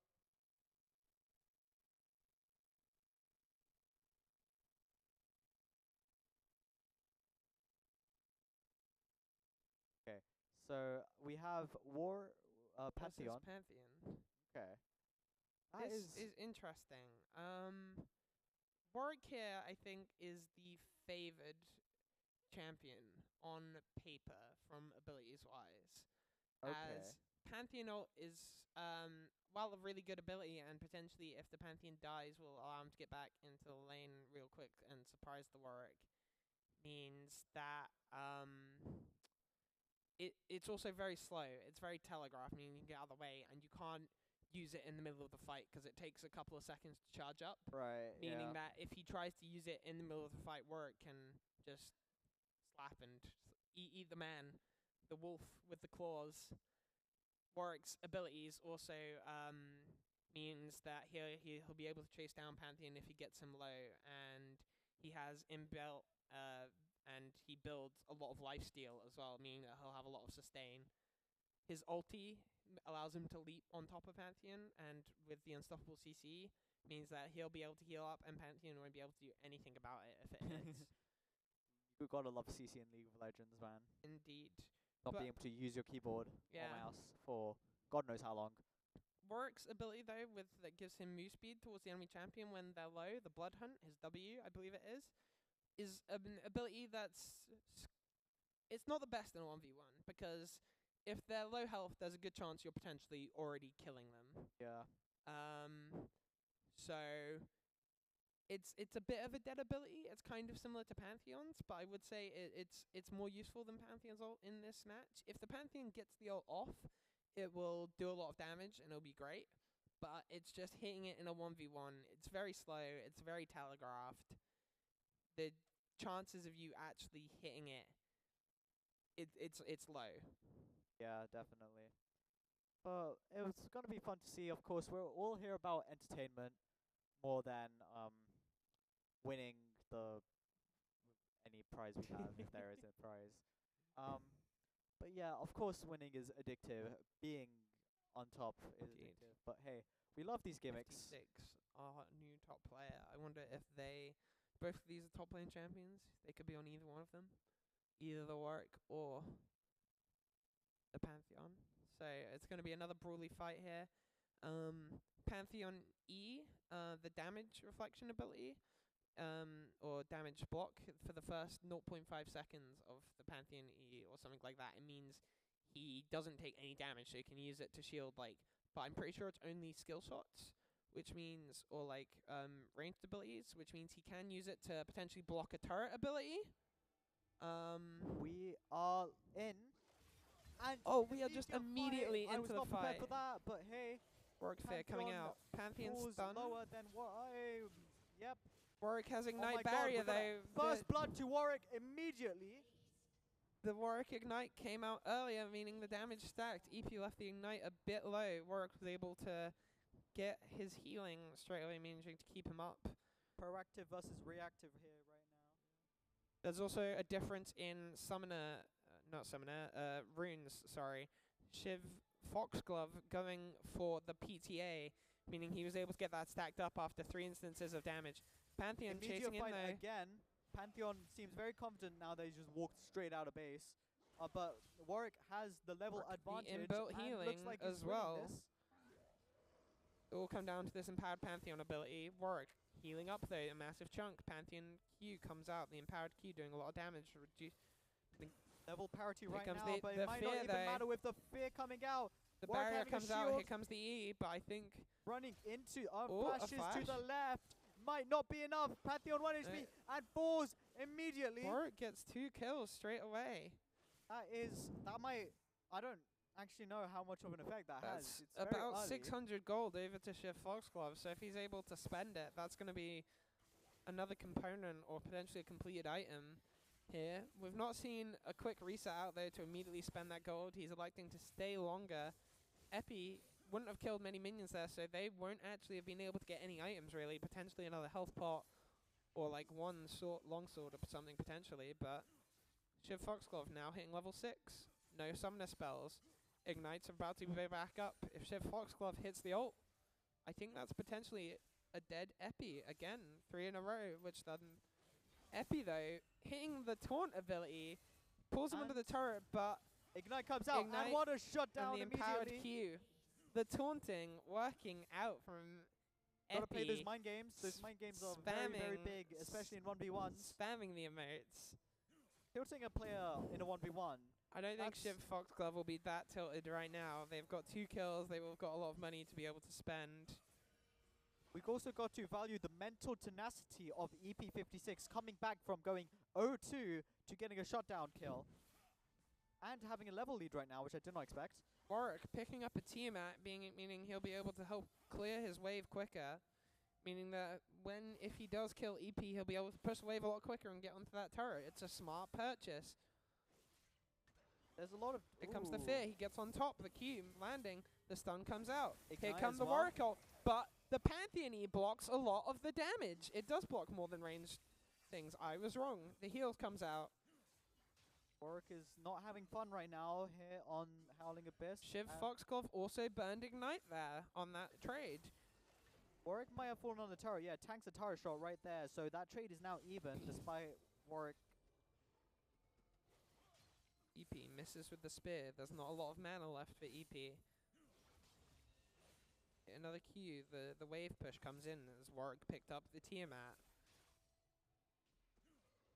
Both players are backed off here. We're waiting for cooldowns and abilities on summoner spells. Foxglove has barrier but doesn't want to try and dive because the Pantheon will just stun him. Somehow the red turret is at 2/3 HP. I don't know when that happened, but Just the pure push of the Warwick with the Tiamat. The minions damage coming in. looks like gets the Warwick is stun about to die under. here. But I don't think they would care that much having the red turret full to half HP is the win condition for this game. Shiv tried to go in there to get the Demolish Proc, it looks like, but just not respecting the damage of EP with the W and the empowered W getting 3 attacks off, stacking up the Conqueror real quick, and then a Q was able to finish off. He's going for the heal here. There's not going to be much damage onto the turret except from minions. Warwick gets back before come the the turret ulti, takes though. any significant. Wait, where's the EP ult going? ults all the way into the Nexus to go for the reset. I mean, hey, It's an flashy- interesting flashy choice, though, reset, because don't you he's dead think? for 20 seconds here. And with the Tiamat, Warwick pushes really quickly. this Warwick, might have been thrown. Warwick has demolished as well. This might just be the turret dying. Half HP, demolish is now procced. Quarter. We are so close. 6 think- seconds on I think EP. It's over. EP It's is so just over. Yeah. And it's over. That what was- a throw. Yeah, that was That not was not really the any other way best. to call it. Yeah. I'm speechless. Entertaining match nonetheless. I wish we got. Yeah, that was as I was saying, Pantheon ult. Not great. Not great at killing yourself quickly either. It turns out with the 3-second channel time. I have to admit the showmanship of ulting into enemy spawn. That was a power play. That was a EP power just play. he took down the king and now he's out. Yeah, like he's just wanted to gone. show off. It's like, fine, I've killed you. I've done my job. I'm Yeah, out. Have fun. 'Cause yeah, I think he did need to go for the reset because the Warwick had the clear item advantage with the Tiamat, but the channeling the ulti just took too long. So yeah, it was just potentially well, he couldn't really do it any earlier, but it was just too late to go for the reset, and yeah, it just doesn't As- work out for him. So Shiv Foxglove is now takes the throne. I want to see if sits up. anyone else is gonna have chain 2 or more wins in a row. If someone kind of hit forward to usurp the current leader of the win rate. Indeed.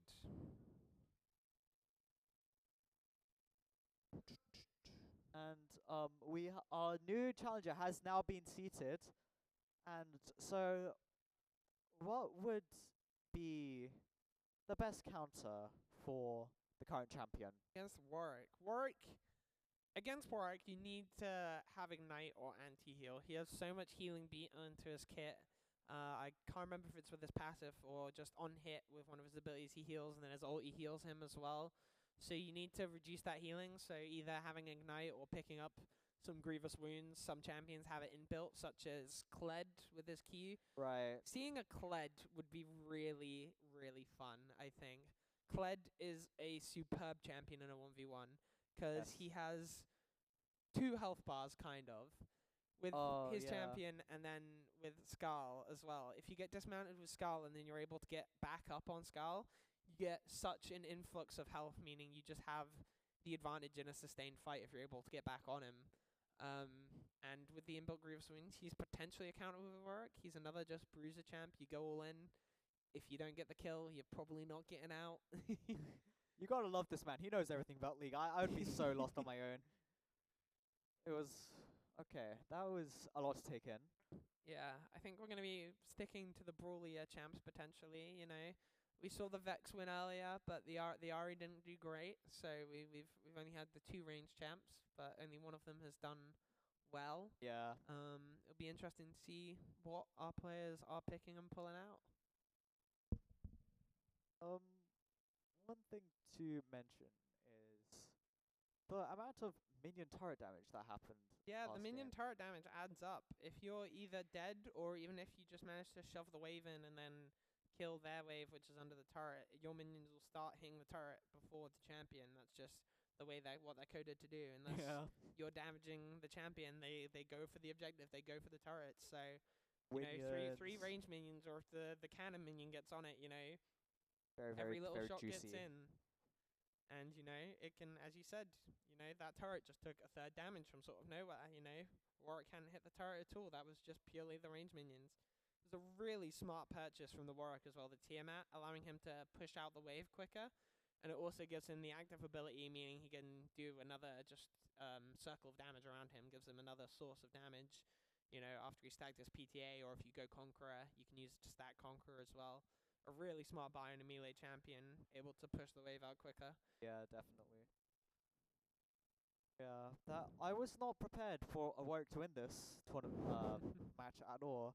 I'll be honest. I thought Warwick was a Okay, we're back. screen just froze Oh. on me there. My facial expression Hey, it's always awkward something. when like someone catches you at a bad angle and it's like oopsies. And it's just on my screen. Thankfully, I think you guys aren't seeing that, but that is all good. Cool. Waiting to get into the next game to see yeah, what we are having champions pick. so much fun here. So yeah, uni's fun for now. For now, I've been warned Indeed. a lot. But hey, let's not worry too much about uni. Worry about the League of Legends. Yes, the League of Legends. Staffordshire London University. Yeah, we're better than Worlds. Invitational. Yeah.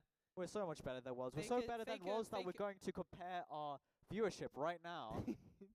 Faker didn't get to come to this, you know. He Yeah, we invited him, no, but he couldn't make it because visa issues. You know, visas are so Visa hard. You know.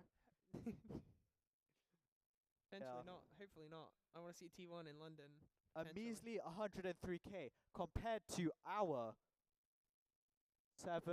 8 billion, 9 billion. So true. More Yeah. people than are on the earth. Yeah, everyone on Earth is watching this right now.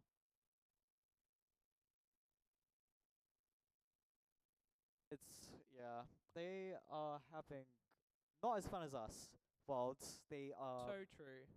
Yeah, this is the pinnacle they're of stressing. esports right They've got here. to win. That's their jobs. This is Yeah. for fun, entertainment. A bit and of it's insider being knowledge right provided. now. The World's production are watching our production right now 'cause our production is much better. That's true. That is true. Yeah. Still can't break the woman opening the Cho'Gath and Teemo. versus Teemo. You've been coming talking about up, the Teemo a lot with that poison. the devil. The devil the himself. Devil of top lane. Teemo. The poison. Teemo. Speaking of dots, that's all Teemo does. One of his abilities is just another passive, which means you get poisoned. Hell his, yeah. His ult poisons you. His Q actually doesn't poison you. It just deals a lot of damage and scales with AP. But it does blind you, which means you can't auto attack a champion. Would it So- be wrong to call Teemo a crutch champion?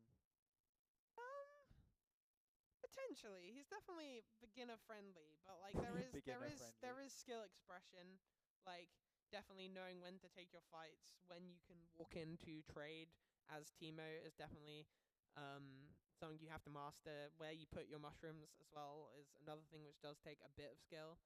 But with Teemo W, he gets a burst of movement speed, and it'll be interesting to see if we get any value of the Teemo passive.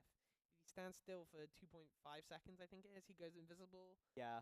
Just anywhere in lane, or And he could be invisible while moving in the brush. if he's in the brush, he can move. If he's out of the brush, he has to stand still. And then when he gets revealed from invisibility, he gets a burst of attack speed. So potentially see if he'll be able to Oh, get we're a in. push there. We are in. I'm gonna have to look at your screen because Oh, okay. Yeah, come over here.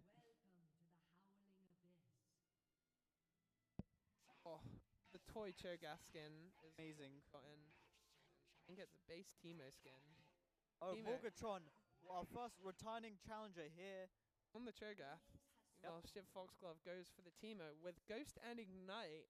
That is Meaning a he'll very be able fun to go combo. for the chase, and the Ignite, just pure damage, and applying Grievous Wounds is very valuable thing. Morgatron goes for the Grasp of the Undying and the Snowball, meaning he's hoping to get on top and just get a bit of health.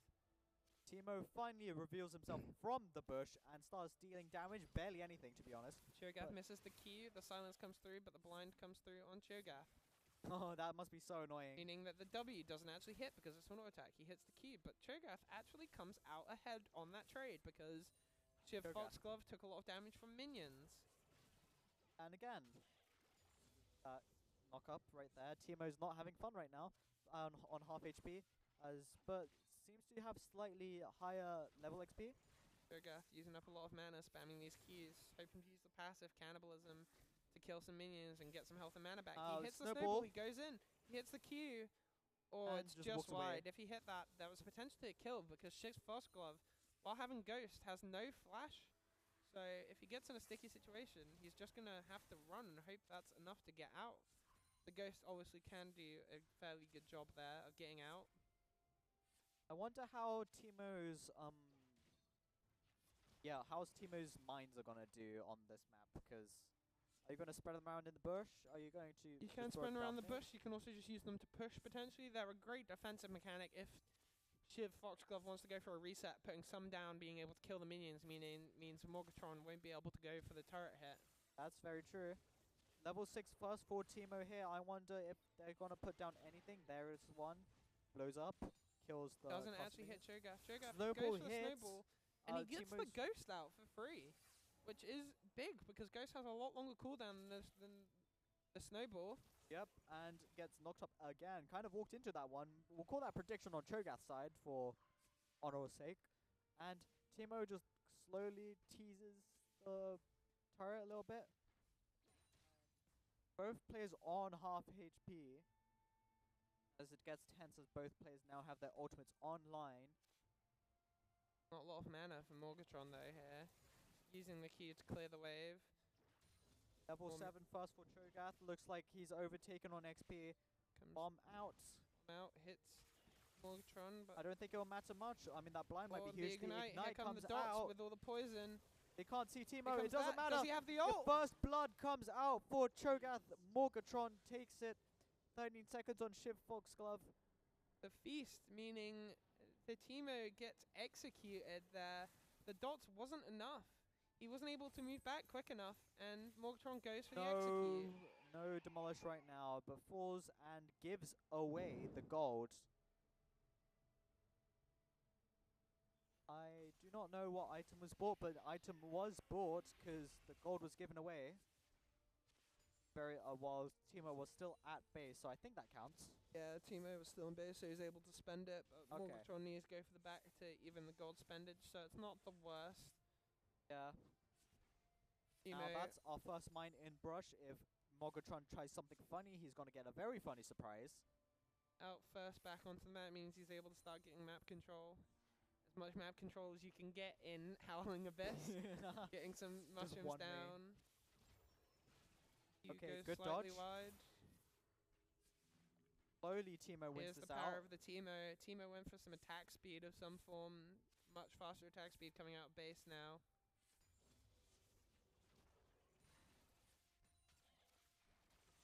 Cho'Gath is not too. I mean, now he's very concerned. Oh. That ulti's gonna make it very, very annoying to down. Yeah, Morgatron here potentially just getting poked out there. He took a lot of damage, just wasn't able to get a lot back with the blind. Ultimate Coming and both through. summoners available for Morgatron though. He could turn this around very quickly. Demolish on for Teemo though. Doesn't. Oh, the Q just goes wide, I think. Wait, that might be a Morgatron- kill for Teemo. Yes, it is. Turret will now There's start a lot to of take range down. champions, and Shy Foxglove has Demolish. And so that's turret on a quarter. It might actually be finished. Minions, Yeah, gotta wait for it. melee minion is in range. Looks like 10 Teemo's seconds playing it left. safe. Morgatron might get back in time. It's going to be close, but Teemo 3 could just go seconds. for the end. Looks like he's going for it. It needs to be very quick though. It needs to run around the back if he wants to finish right now. This is going to be one of our quickest Going for games. it, We can't see Teemo. the time. 1 Oh HP. my god, the turret just lives. Oh my god, there is no health bar on that. The Yeah. range minions almost finish it off. Shiv Foxglove dead for 13 seconds here. I don't think Morgatron's actually going to be able to turn it around here though, which means Morgatron cannot let any minion close I to think it's their tower. I think, you know what I think? Team is just going to run for the tower. certainly the option. Morgatron is going to get his own Demolish Oh proc my on god, that's a the huge turret. demolish. Half HP. Demolish stacks off of your max health, which Cho'Gath obviously gets a lot of. Beast giving you more max HP. Teemo Yeah, is Teemo just is going running for for that. it. He's Team going is running the for it. Snowball out. Snowball comes It through. will not slow the Teemo down. One shot. Doesn't Knockup even hit. comes What? through There we and go. it goes through. Shiv What? Foxglove going for Hit. the end, just running straight through. A little backdoor action, although it wasn't really backdoor. Yeah, 'cause he just ran ran straight past you. through. I It's mean, unfortunate by Morgatron with how low it got. You know, it was a good defense, a good hold the first time, but missing the first Q on the Teemo meant that Teemo was able to just run straight past with the Ghost with the W. yeah. And It was- low enough that backdoor protection doesn't matter. If you have 100 more armor, it doesn't matter if it's on 1 HP, 1 attack will still do it. Yep, looks like the right seat has now been vacated. we now say goodbye. To Foxglove going on a two win streak here. See if they can go for a third to even up the longest Yeah, win streak. go bow for blow. Since we are now having repeat challenges here, I wonder if the longest reigning champion Will can come back. be I think it will be if it's the same rotation.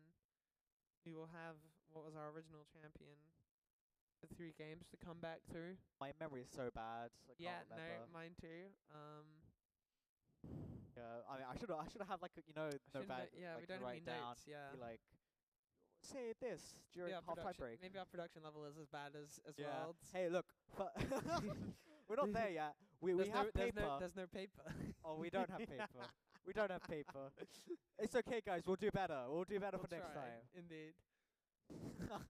Disapproval from the crowd. We're getting fired. Oh dear. Anyway, See what champions come up next. Shiv Foxglove with the Teemo pick. Will he pick it again? That's potentially getting in the head of the enemy, you know, a very toxic champion. But we have another range champion win, technically. That is our second range champion win. yes, that is true. I don't know if I'm a big fan of ranged champions winning those 1v1s, I'm gonna be honest. Teemo's pretty scummy. And, Yeah. you know, going for the back door as well, especially, was, you know, he's in it to win. In it to win. In it to win it. Fair enough, you know. Some Just- players come for fun, some players just Oh, a range of skill levels, going a for it. range of personalities, a range of tacticians. the different strategies. Okay. Right Run it seat straight. has now been seated. New challenger has stepped up to the podium. I wonder what if we had a leaderboard, what would it look like? I mean, there's just like a It bunch is of our old champion with 3, and then Shiv Foxglove with 2 wins, and that everyone is else with one. everyone else with 1. Or 0. I believe, except a couple of players haven't won any games. Unfortunate, so but far. hey, I would probably definitely be at 0. I have Fine. not played this game. I think I could have potentially. Taken like I'd take some games. I think. yeah, you could please don't I leave don't me think here I though. would stay on. I won't. But you know, I feel like yeah. I Very would confident? pull out some Ari. I would have pulled out a Vayne maybe. I would have pulled out the Trundle as well myself probably. What knowledge has being on the caster screen given you that you can put against your future opponents potentially? Well, if I was against these opponents, I've sort of seen some of their playstyle, what they like to do. You know, Shiv Foxglove has executed the best quick recalls so far, going under the turret, getting the reset, being able to spend their gold. Seems like they're going for smart item buys with the attack speed on Teemo and the Tiamat on the Warwick. Yeah. So you know they've a very smart and methodical player. I think like they're potentially obviously recency bias, potentially one of the strongest people to face. But I played against Morgatron a bit before the broadcast started, and I won I think 3 of our 4 games. Okay, three of our 5 75% win games. rate. That's very nice. Maybe 3 against 5, yeah. Is that- They beat me with the Udyr, which they tried to pull out in the first game. So you know, I think that was an unfortunate matchup coming up against the Scion. You There, failed you at the could just scrim. beat the Udyr if you pure stats. 'Cause Udyr is super strong 1v1 champ. If he gets on top of you. 1v1s are like the most But- entertaining. If I picked one of the range champs into all of these assassins we've been seeing, or the Yasuos, you know, I potentially would have struggled. You know, I would have liked a match against the Vex, a mage 1v1. That would be that's- very interesting. Mages are one of my 2 most played classes, sort of thing. I play mages and I play ADCs and I play mages bot lane. You know, the Syndra bot, pull that out every once in a while when you need the AP I damage. do like the playstyle of mages having like big abilities yeah, the instead massive of volleys relying and on like like autos. yeah. It feels like a lot more interactive instead of just right click to win. Yeah, no. Right clicking's fun as well though, being an ADC. You've got to learn to kite and know when you can actually walk up to hit. That's why it's probably one of the most difficult roles to learn. I say that, but I love stat checking as well, just being stronger. Being a tank is fun. every role's pretty fun in League. League Oh. is amazing, just it's not. But Swain It is and Warwick. Swain versus Warwick here. See if it's Shiv Foxglove pulling out Warwick once again. Swain is I've an interesting choice in a 1v1. He might do okay, but he's not as strong as he once used to be. He's kind of been nerfed down a bit because there was a stint where everyone played him either mid or top a lot because he did way too much damage and you could stack health on him and just play him as a bruiser mage. So Okay. he's sort of been relegated back down to support, but he does still do quite a good amount of damage with his Qs, and his E's are annoying. And stacking the health, that might not be as important this game with how long it goes, but stealing the soul fragments does heal him as well. So it's going to be important to hit the E's and get the pullbacks and hit the W's to get the soul fragments out. And then the ult is also just a massive AoE damage, which heals him for each unit that he's hitting, and it stays on as long as he's hitting someone. So that's going to be really good in the 1v1 because it'll just last the entire time. And then he can it heals him slightly as well for the damage that he does, and then he can press R again to release a big wave of damage. But we'll have to see if it can out-heal the Warwick. If Warwick gets on top of him, I don't think the Swain ult's going to be enough to keep Swain alive. I've had one encounter with Swain during my very, very first time playing League. I could not understand the champion at all, so I'm calling for Swain's downfall right now, purely out of grudge in my heart. I can't understand him. Fair. Well, we'll see if it's your Foxglove pulling out the Warwick again. That's who you're rooting for. Warwick. I'm a very biased caster. Very, very biased. Love But having hey, a it's bias. part of the fun. Part of the fun being cheering for a team instead of being neutral. Imagine putting money on these people. That'd be funny. I don't think there'd be any safe bet. The games have been going every which way. Some of our strongest players have been defeated easily. Other people have Pantheon ulted under We are tier in 3 turrets. Shiv Benos. Foxglove on the Warwick again. And it's Banos, we'll say it like that, with the numbers in the name, going for Conqueror and Swain. Warwick goes in, falls for a trap. Banos missing 2 of his abilities, but hits the Q, gets the damage down, and managed to run away from Shiv Foxglove. Turning around, he's got the Conqueror stacked. Every little part of the Q counts as separate instance of damage. The Poro gets fed, which I think is the first time we've seen Let's all go. tournament. We do not starve Puros here. So Shiv Foxglove taking a bit of an early loss in HP, but coming into the wave, being able to hit it. The E gets hit though, pulls the soul fragment out. Warwick is not having fun with HP right now, but as you said, with the whole HP health regen, Dane too is much. good. not too much of an issue as Swain now hits level 4, Warwick with the slight advantage. Hides and brush for now. He's gone for the Tiamat again. Got Kelly Bell. pulled The in. Ignite comes through though. Wait, Thanos that is might trying be to go it. for the kill. He's flashing forward. He's got to wait for his abilities. He Wait doesn't a have any minute, abilities. Warwick. Warwick going in for the thing. The Q comes This, through. this the E ebb and gets hit. flow is beautiful. They're healing both champions with the sustain. The Ignite from Banos though, great against the Warwick healing. And Shiv Foxglove doesn't have an Ignite of himself. He opted for the Snowball.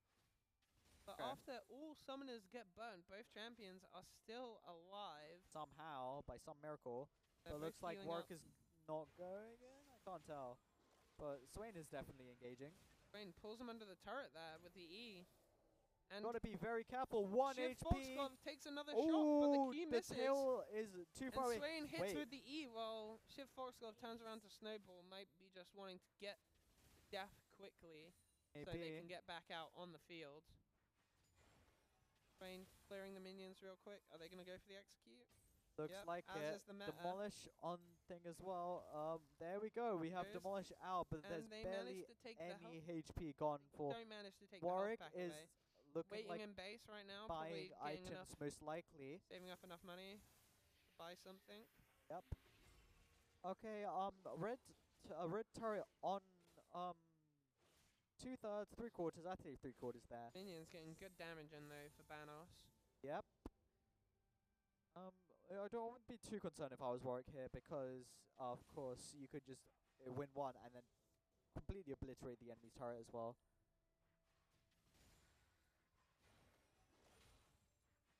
Wayne looks like he's Both just level having 6. fun right next to Warwick. Now does some Warwick damage. takes another tower shot Yeah, though, and two Banos just turret slams shots. the ulti. Warwick gets back on top there, the healing coming through. Here comes the E. The Swain ult there, as I said, as long as it's dealing damage, it still comes. The constant drain. Warwick goes back in there, he gets the damage out. There goes the Swain push. Looks like Warwick The Ignite might comes through fall though, here. and here comes 1 the Swain HP ult. once more. That's the Swain is going to go 2-0 so far. The power of the Swain ult, just keeping it on a champion means that it will just last and stay. Is that how it works? I am Yeah, as long as it's dealing damage to a champion, Swain ult will continue to last and will continue to do a drain effect. Okay, then let's see if Swain can fall He before. doesn't get No! the execute, and he doesn't get his demolish proc either. That is actually pretty huge. That is very, very huge for Warwick right now as they slow the demolish of their turret. Banos 5 is gonna seconds on Beanos, Spanos, whatever, to come in. Banos is gonna come out with the gold advantage though. Warwick just farming here. Is back and living. Swain has picked up the fated ashes there. You can see Warwick getting burned whenever a spell hits him. The constant trickle of HP loss. Very good item picks for Swain. I want to see how this... Swain popping a potion as well there, healing up. Here comes the E, pulls Warwick out the bush, gets another Q on him. The W is going wide. Another half Q HP hits. for Warwick, level 10 first though. I wonder Swain how has that's pick. the Conqueror stacked up. He hits the E, but the The fear on fear Swain. pushes Swain away. Swain here using a lot of mana spanning all of these abilities, but it seems to be working out for him with the 2 kills against the 1 for Shiv Foxglove. The snowball misses, goes but hits just minion. wide, but he takes it anyway.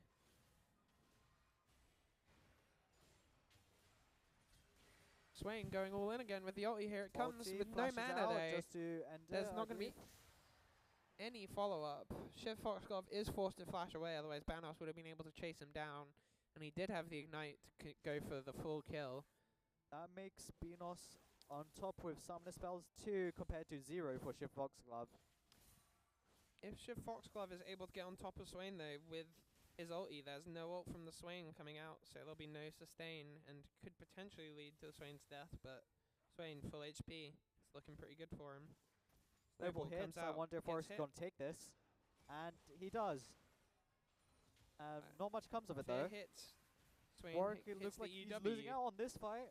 Swain only has enough mana for one more Q though, and now that's it. Warwick just pushing the wave in with the Tiamat. Goes for a Q on to Swain.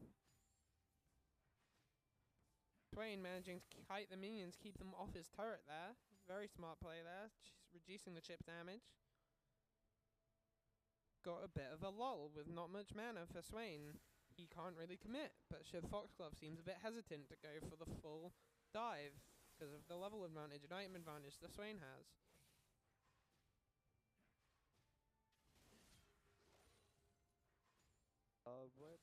Wave slowly gets whittled down as Swain pushes up his into the very middle of the map again, as this is pretty much a stalemate so far. Both players hit level 12 and are just chilling, maybe waiting for ultimates to come online. Beanos has his ultimate coming up in a few seconds. Shiv Foxglove already has, or maybe waiting for his flash. Shiv Foxglove, although behind in items, is actually sort of winning right now. Swain has used all of his mana up and doesn't have a great mana regen and doesn't seem to have picked up any mana item yet, or mana regen item at least. They might have picked up a mana crystal but spent all of it. So he's purely waiting for the runes to come up to get health and mana as well.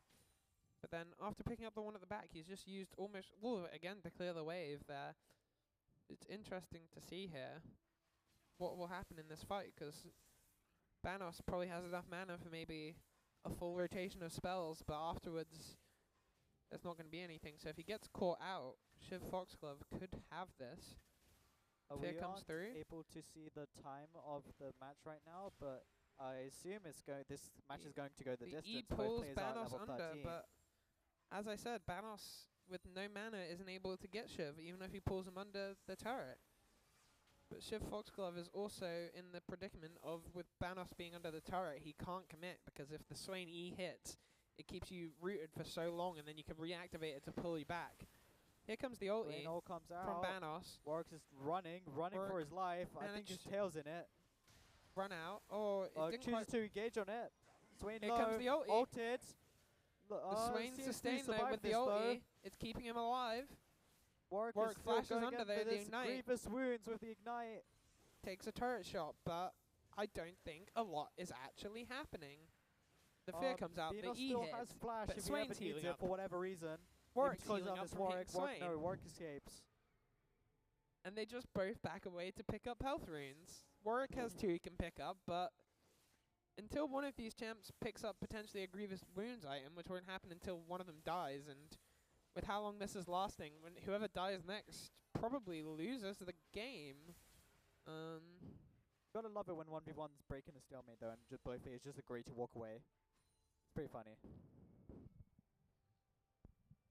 Yeah, Warwick going all the way back to that health, while giving up the lane control to Swain. If Warwick can wait for his ult to come up and land it, I think Banos potentially could be dead here. Wait, though. Swain is going to die here, 1 HP unless there's Has some sort of regen Eve. that I don't know about. He pulls through, he gets the Ooh, heal looks from like the he's soul going to go gem. under the turret to die, but it doesn't matter. There's Banos Shiv dying. Foxglove hits.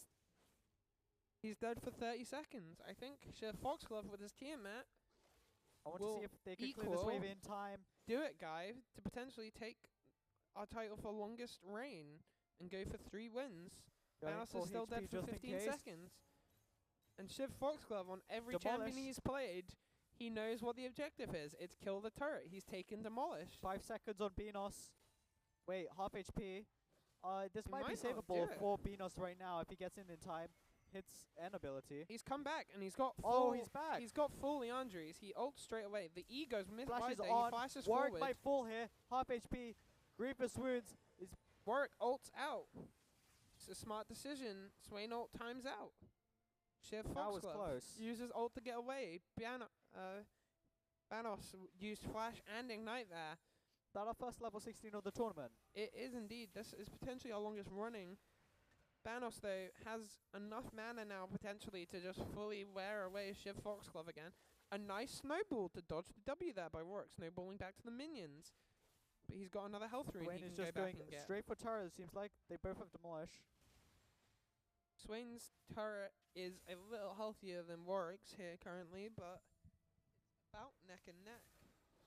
Looks like they're going for a fight in the brush, but it doesn't matter since Warwick goes in, but Swain has fully completed Leandries. The Warwick heal is big, but without an ult. I don't know if Shiv Foxglove has the kill pressure.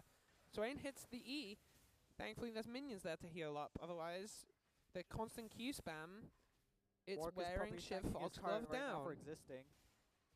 But it won't exist for much longer with that demolish being procced. The snowball hits the minion instead of Swain its is intended going target.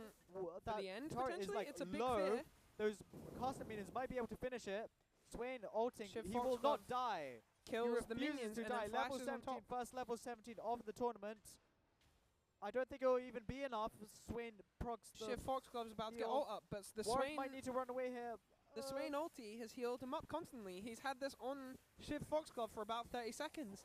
The Warwick ult comes back out. The amount of sustain in this fight is insane. I don't think this fight will ever end. And Swain Swain's still doing well ulti despite a has level down. lasted. Snowball misses. Warwick running away for HP, while Swain running away for mana. And the Swain ulti finally runs out, but we're in the same situation again. Banos is now out of mana, and without mana, eventually Shiv, Level Foxglove. 18 Warwick. Here we go, guys. he takes a turret shot though, he's taking 2. He just took quite a few turret shots. That might not be the best. Warwick really needs to end this game before Swain hits level 18 as well. Just hits level 17 right now. I do think Swain slowly wins out in these engagements with my iron. Only if he has analysis. mana though. His mana regen is improved. He might have picked something up on the way back, got a lost chapter for levels or some fairy charms, but Warwick is slowly winning this purely because he doesn't use as much mana as Banos is using. Definitely our closest game so far. Snowball hits. Swain kills. It's over. Wait. The Warwick minions. gets a kill. Banos is dead for 35 seconds. Yeah, this has to be it, guys. That was kind of anticlimactic to the end, but hey, It level was 18, you just pop a someone. slugfest, a battle of attrition, and the Warwick eventually comes out on top because of the lack of mana regen for Banos, meaning even Yep. though he was almost taking the lead in almost every fight, he was, however, just running out of mana by the end of it. The Warwick sustain, with Ignite, he was able to reduce the sustain of the Warwick, but with Ignite being on a 2-minute cooldown or however long it is, he was only able to reduce that healing every so often. And he was using his fights there to pick around waiting for the Ignite. That's when he got the kills on the Warwick, but just eventually Warwick was able to live through one of the engagements that Ignite got used, and even with Swain ulti being up for half of the video game, he was able to just slog it out, keep going, keep healing, And win. wait for Swain to run out of mana, get on top of him. That was Simple as that. That was a very, very, very long match. The longest match we've had. Our first level 18. Indeed. Shiv Foxglove joins Make Do It Yeah. as our longest running The Do It guy. reigning yeah. champ. Yeah, it's Do It guy. Yeah, it's the Do It believe. guy. It's- Is the Do yeah. It guy.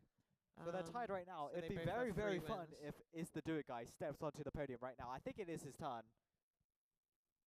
I hope so, at least.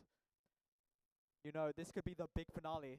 We don't want to hype people up too much just yet, but that could be the case. I hope so. As we slowly calm down from that absolute slugfest. Yeah, my heart rate went up for that. It was constant fighting. Do you think it was like there was more mental involved as well with how long this fight goes on? It's like people get nervous. It's like, oh no.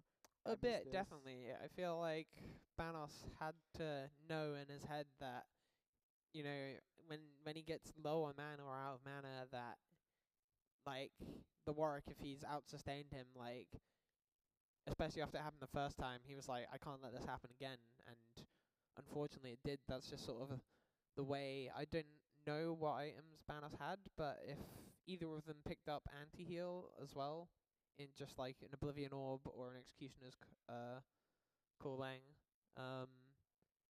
they would have stopped so much health regen of either one of their opponents, whichever one picked it up.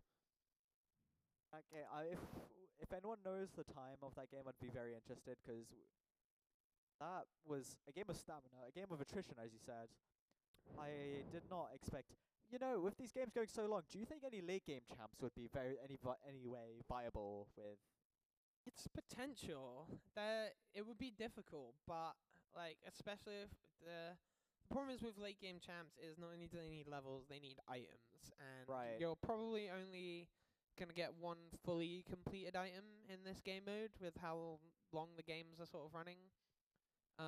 So certain late game champs like Kale, for instance, the late game champ, like if you can get to level 16, you'd be doing amazing, but like you're only gonna have one item. Like you might only have your Nash's Tooth or your Terminus or your Blade of the Rune King, depending on what you're building first. So, and the problem is with late game champs is you've got to survive until the late game with them. Yep. So, like, if you just die like 2 or 3 times, like the enemy champion's gonna kill your turret. Garen Garen, and Yone. We gotta love the Garen players. The Garen pick is, I think, very smart. I played Garen in one of the 1v1s, which I did earlier while helping Seasoned professional right here. Bogatron level up, and Garen has level 6 power spike, his ulti, Course. just being able to execute someone if they're below Bruh. 30 all the it's like 25%, 35% health. It does like so much true damage and then equal to max HP damage. The execute is really strong. So if you can get on top of someone, it's going to be a slugfest. I'm expecting probably both of these champs to come out with Conqueror. Maybe Yone comes with lethal tempo, but Garen will be using Conqueror probably, just stacking up the E, because the Garen E as well. Each proc of it strips armor, which means then he does more damage with his rest of his abilities and his Q and his auto attack. And his W was also a really strong ability, because not only does it give him a shield, it also buffs his resistances for a while. Right. So it means that he'll just take a lot less damage from the Yone. However, the Yone, a very strong champion right now, and his abilities as well, like Yasuo, as his brother, scales off attack speed. And he also does a percentage of his damage as magic damage. Every other attack does 50% of his damage as magic damage. So he does mixed damage, so it's a bit harder to itemize towards defending against Yone. And the Yone E as well, the very anime ability of going, you're already dead, and flying backwards to... So if Yone is able to use that effectively to trade against Garen, that would be very it'll fun. be really good and effective if he can use that to get in, trade. If Garen E's to try and stop him, he teleports back to himself, wasting the Garen's E. Once again, both champs, no mana, so it'll just be again another slugfest. another slugfest of using abilities. You know, we won't have, like last game, one champion running out of mana. They'll just be able to constantly keep going at it, but it all depends on if Yone hits his ulti as well. Does a decent amount of damage, mixed between physical and magic, and the CC and the knock-up, which he can then chain with his Q3 knock-up as well. If he can keep the Garen sort of juggled with the knock-ups, then it's going to look good for the Yone, but the Garen ult is so powerful. The We'll need execute. to see. Yeah, the execute. Yone does have the ability to, with his W, the slash of his sword does provide him a shield for depending on the amount of champions he hits. So if he hits Garen with that, he can potentially use that to try and survive the Garen ult, but it's unlikely that you'll probably save it that long. You'll probably use it earlier in the fight. So, on paper, you know, early on and sort of like level 6, depending on item purchases and runes and summoner spell choices, I'd probably give it to Garen. On paper. Fair enough. Would you say Garen has the better wave clear than Yone? So, of course, our win condition is The to turret destroy killing, the yeah. turret. Yeah. They've both got pretty decent wave clear. It depends on what Garen max And we are is. in! It depends on what Garen max is first, his E. Garen here, however, has picked up a Tiamat, helping his wave clear. And Yone has gone for the Berserker Greaves and another dagger, full attack speed. It is Shiv Foxglove on the Garen here, with Ignite and Flash. And Umafire is back on the Yone with Snowball Flash. And he's gone for the lethal tempo while Garen's gone for the Conqueror. And Shiv Foxglove usurp Do It Guy in taking the longest reign. As we see now, Garen A big trade fights. from Yone. But the big Q comes out. The Q3 comes out from Yone. Ignite. Ignite down from Shiv Foxglove on Umafire. And he Oh, goes that for the might be flash first Q blood. E. And that's the beauty of Garen, That's- ladies and gentlemen. That's Garen. Umafire just got Garen. Yep. That's what happens. You get flash Q E altered. I mean, Didn't there's even no need the ult here, but there it's we'll for- pretend there was an ult there. There wasn't an ult there yet, but you know, the ult wasn't needed in that case. The power of the kill Ignite won't need coming through once too again, the much. true damage. Oh, there might be a trade back immediately right now. If Yone can get enough damage in before he gets teleported back. Yeah. The heal comes through. The level 1 damage only doing about 10% of the damage which you deal, I believe, is it? Because as you level up, you deal more percentage of the damage which you deal over the time while you're in the E. But Yone leveling up here. You can see how quick his Q comes off cooldown with the full attack speed build. He hits the Q3 with the E, and it's looking good. He Wait, flashes this might under be a turret. kill. No, But wait. Garen, there's the turret. No, the turret shot is not enough. Umafire there, I think, may have had Triumph giving him the heal there, but I think he was okay from the turret. It was a nice flash under. He waits to make sure he doesn't give the gold over to Shiv Foxglove. And Wait, it still counts? no, somehow. it wasn't long enough. Okay, but Shiv Foxglove came out in the Hex Gate already, so he wouldn't have the gold to spend, and Umafire will be back Both to be players able now to have defend Berserker's this wave. Greaves, so we're going to see some quick fighting. Garen's going to slowly take down this, I mean, not much before Yone comes A big back. Q. Garen Q obviously works on turrets, so it's a great ability being able to amplify, so he's hiding in the bush with Ignite We're up. He about might to see just the Garen. here it comes. Here it comes. Q, E, No Tiamat. flash yet, we might see it. No. That's not executable right now, but one more trade and that might be it. Indeed, definitely. Umafire under half HP. He has picked up a Here we Vamp go. Scepter, so he has a bit of life steal. Here we go. He has to pull back. The Ignite comes Ignite. through. There we The ult go. hits, but the Turret. Yone ult, they trade under turret there. Okay, so now we have minion fight number 2. Blue cannon might fall. It does fall. Red Karen goes and pushes and takes out one caster. What might take the melee while casters take each other. Going Oh, nowhere hello. while we wait for minion fight. Us. That was a really good Yone ult there by Umafire. Shiv Foxglove getting real aggressive there, but we can see the items they're building towards. Umafire has 2 parts towards Blade of the Rune King, a Vamp Scepter, and the Recurve Bow. Meanwhile, Garen has Tiamat and the Phage, and they both have attack speed boots. Some quick sword swinging going to be happening right now. Umafire's Berserker Greaves makes sense because you want the attack speed stacking on Yone, but I think Shiv Foxglove potentially, if they'd gone steel-plated caps, would be reducing a lot of Umafire's damage here from auto attacks, reducing 12% of attack damage dealt by autos. Goes back for HP, and also Garen's passive lets him heal HP. Indeed, from not being attacked. Perseverance. So Garen just going for the wave clear. Umafire's Snowball comes out. He uses the E, but he gets silenced by Garen Q. like Lot of damage Yone, coming through. If the execute was online right now, which it was not, I mean, they might not even need it. He goes Yone under is turret so low, again, but he flashes has to out though. Garen manages to get scared off. Both flashes used up, but Yone's flash is going to come back online very soon. But all Garen needs is his ultimate online because of how low Yone is. There is a level advantage that might disappear very, very soon. Shiv Foxglove just able to heal so much with the Garen passive, Perseverance.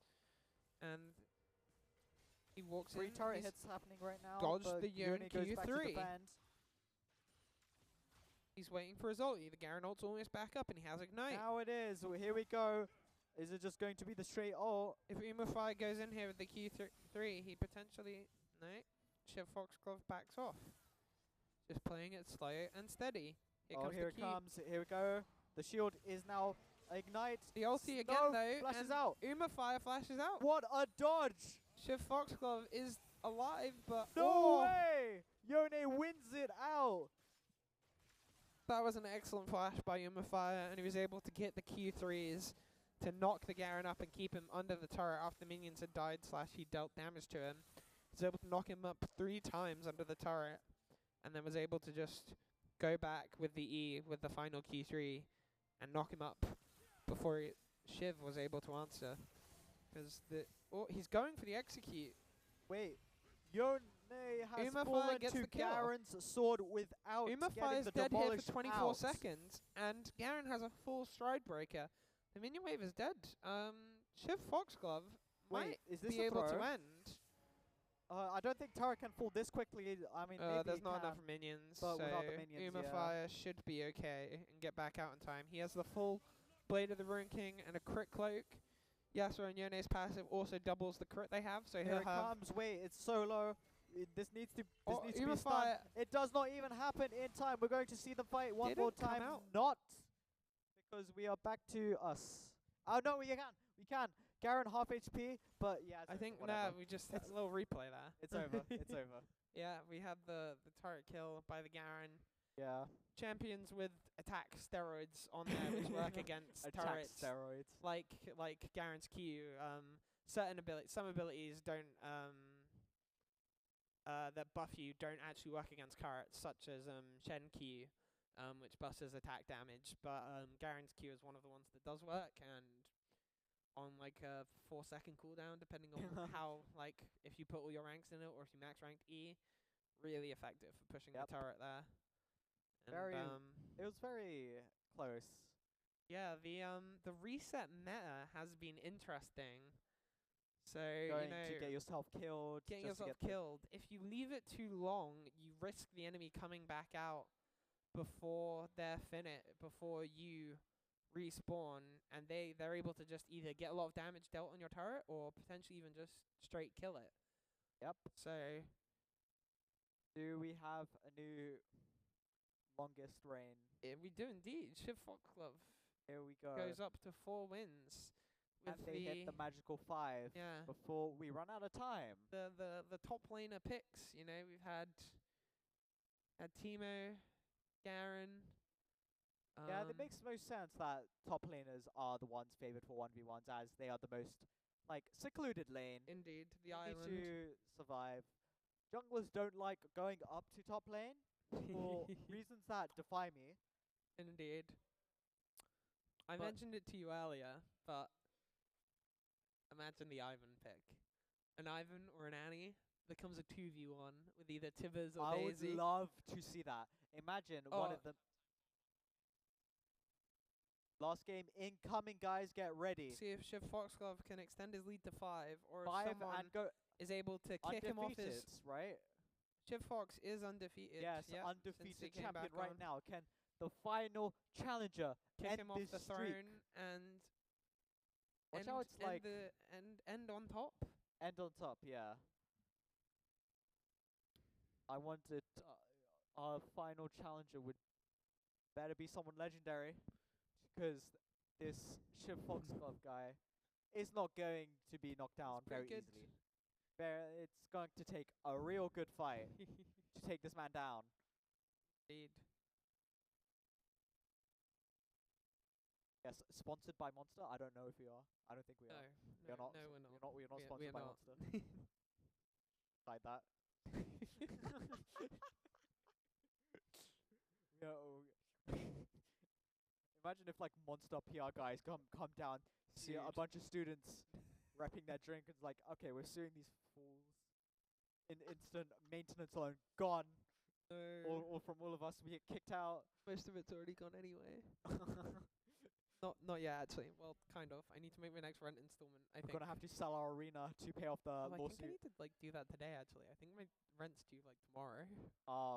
Rip. Oops. I need to check that when I get back.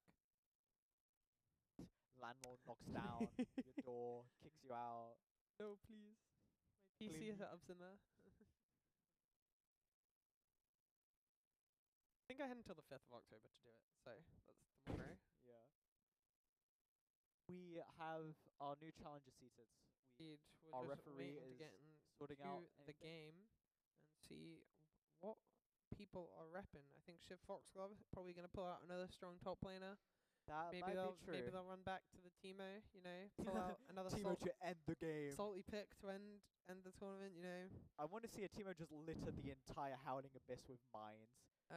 You need to get You to see someone teleport in, mine. need to get to level mind, 16 there mind. to get the cooldown and the refresh of the mines to be able to get that. Yeah. But when you get there, you can do it. I've seen a Teemo in a Howling Abyss game just you sit under your turret, the mushrooms now bounce off of each other, so you can just create an Alright. entire line Boing, and just boing, boing, exactly. That would be funny. Not the most effective, but could be funny. But you'd Just gas chamber the entire Howling Abyss. you'd Is see- Teemo a war criminal? Not anymore. They retconned it in the lore. Oh, really? Teemo actually was Teemo was a in war the lore. criminal. Teemo was a special forces spec ops guy, but they've retconned it where he's now just like a scout. Like he's like a scout leader person. Okay. He used to be that, but also just like the leader of like the Bandle City Special Forces op. Okay. So, like, just like Teemo is no absolutely longer. murder someone. Imagine no playing Call longer- of Duty as Teemo. That Modern Warfare 2019 clean house. It's probably a mod for that. Some overlay. Hell yeah, just like throw mines in. Call of Duty Teemo edition. Got. I should don't think probably get I've not. into League lore more. I mean, there's League Arcane. Law's pretty good. Have you watched Arcane? I've watched season 1 of Arcane. Yeah, Season I'm 2 so, coming out next month soon. yeah. Not sponsored, but everyone We should love be League. watching it. We love League, the universe, not the game. I don't play the game. Arcane is incredible. I think Arcane is it comes out in incredible. November at some point. I'm looking Can't forward wait. to it so much. And then hopefully they've started working, or they have an idea of some other series, 'cause that's the end of Arcane. But they said I think we're gonna get more animated series just set elsewhere with other characters. So Yeah. I Um, personally want to since we see have the invasion of Ionia Yeah. in animated. That would be really good. That would be really cool. And Oh. also somewhere they could definitely lead off, 'cause they've sort of Singed is a big part of that in lore, and he's already been sort of started doing stuff in Arcane, and it looks like he's gonna have a bigger part to play in season 2. Yeah. It's gonna be so fun. Hopefully we get Worlds tickets. We see a preview. Oh yeah, the preview, and I also want to get Wells tickets to see Linkin Park because the Oh, new song yeah. was really good. If the tickets get botted again, I'm walking up to OT and breaking it. This is being live streamed. This This is gonna is be a used joke. against evidence against me. I should not have said that. No, this is legally that was a joke. Yeah, legally this was a joke. I meant in Minecraft, guys. We have got Zed and and Fizz. Fizz. This is gonna be an explosive matchup. We've got two assassins again. Shiv Foxglove has switched off of the Bruiser top lane champs. I wonder how this is going to fare. They're both very agile champs.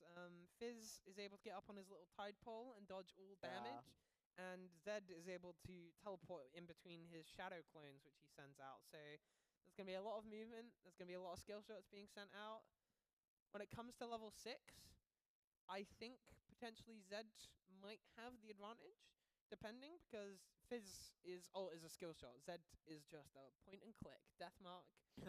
But then he needs to hit his abilities to do the damage. But if Zed's able to dodge Chomper, I believe is Fizz's big shark's name, I think. think so. The big shark Fizz sends out with his ulti. If he's managed to dodge that by hopping out the way with his shadow clone or flashing, Yeah. and then get the death mark in, I think it's potentially able to do that. But on the other hand, Fizz can hop off on his pogo stick and dodge a lot of the damage The from the pogo death stick. mark. You Yeah. gotta hate the man. I've leaned against him. I don't play much League. Yeah, no, Fizz isn't fun. One of his abilities and powers is Trident as well, which if he hits on someone, it applies a bleed, a little dot. That isn't able to be used against turrets, I'm fairly sure, so that won't help him in the pushing phase. Yeah, both champs are about equally good at pushing waves. Fizz, however, is a mana champion. Zed is energy based, which means Zed will have constant regen. So we'll have to see how the Fizz We player, are in which is game right now.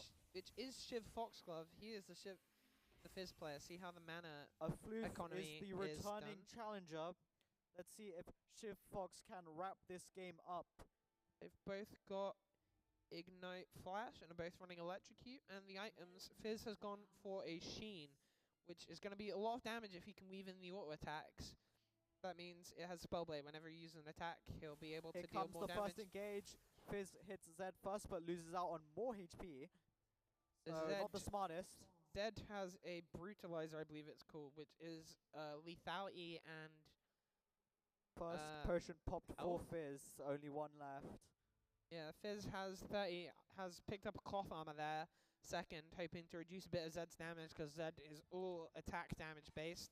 Meanwhile, Zed just went for a full component, hoping to maybe complete that first item on the reset back after the kill. Fizz Fizz still taking a lot of low. damage. Level is up first. I don't know if that's gonna be any Dodges use the though. blade. Wait, The ignite comes Fizz through. falls They to the both flash ignite. away, but Fizz, the ignite, is going to take him down. Yep. And a Floof Zed survives. Wait, all summoners used again on this first fight. We've Yeah. seen that twice now. And a Zed's Fluff just going for the reset No, straight it's away. way too early. No, it might be a good call. He potentially could have left it a bit longer because Shiv Foxglove didn't have a lot of money, so and he wouldn't have been able to get back that quickly. Fair A enough. Fluff going for a long sword and a glowing mate there, going for a full complete item. I'm not sure which one exactly. It might be opportunity potentially. Meanwhile, Fizz here has picked up a plate mail, which is 40 armor and reduces attack damage by 15, I believe, base plus scaling health. So each attack Zed is dealing will mean Fizz will be taking slightly less damage from it. A smart purchase potentially. Pora Poro gets has now fed. been fed. Love feeding Poros. Oh my Oh. god, Fizz already on The low. pogo stick comes out a bit too late. He needs to. He's going in. Zed is hitting all of his abilities, and then the pogo stick comes out after Zed's used his abilities, meaning he's not actually dodging much damage at all. They're both level 6 now, so it'll be interesting to see where these ult goes. Fizz using the pogo to clear the wave. The shadow clone comes out, and all Low the Qs HP hit again. Fizz. The electrocute gets procced. Zed might be waiting for his electrocute proc to come back up and look to go for the death mark and the all in. Although Fizz is having a rough time, this is now our 4-time champion, so I believe Indeed, here the comes fish Tromper. has landed. I think that's the ultimate. Zed dodges the ultimates damage with Death Mark though, and here it comes. This The is ignite now both turned triggers. into a Death Mark slugfest. deals a Fizz lot 1 of damage. HP, I think he has no choice but to die. Doesn't seem like it though, living by a sliver. That was a brilliant play by a Fluff 206. He dodges the damage from Chomper because And Shiv gets the Foxglove kill. gets The too ignite close. comes out though, just to make sure Zed can't really. I mean, he survives, but I don't know if that's a misplay or if I'm being an iron right now. So Zed just casually knocks down the tower. Will And die he's to going it for the eventually. execute as well. Oh, Shiv Foxglove gets the kill and he's still in base. He picks up an Aether Wisp. He's going these for the minions Lich's are going Bane. insane right now. Blue minion knocks out, gets destroyed by the red turret, red cannon though. Fizz is Zed, back to ruin our day. Unfortunately, not able to get a full complete item. So he's just finished the core fields and gone for CDR boots, which is a very smart play, able to spam his shurikens more. Meanwhile, Shiv Foxglove just picked up normal brown boots. He's taking a lot of damage. A Fluff is longer range and is able to get that poke out consistently. Shiv Foxglove, our reigning champ, with First the turret longest damage reign, onto blue has side. gone all the Fizz way goes, under gets the for the heal. Yep. And now he's running away. running away.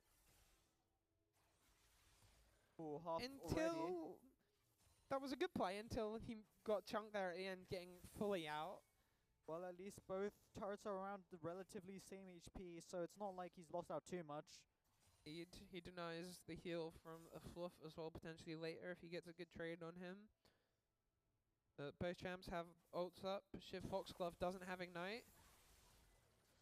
Fizz already low. Shiv just losing out on the trade. He's itemized towards armor to try and stop some of the lethality Zed's bringing through. But it's not enough, and that means Shiv Foxglove doesn't have a lot of damage himself. Ult comes out and then K gets countered, but it might be too Ooh! early. Wait, Zed wins out, but it might bleed.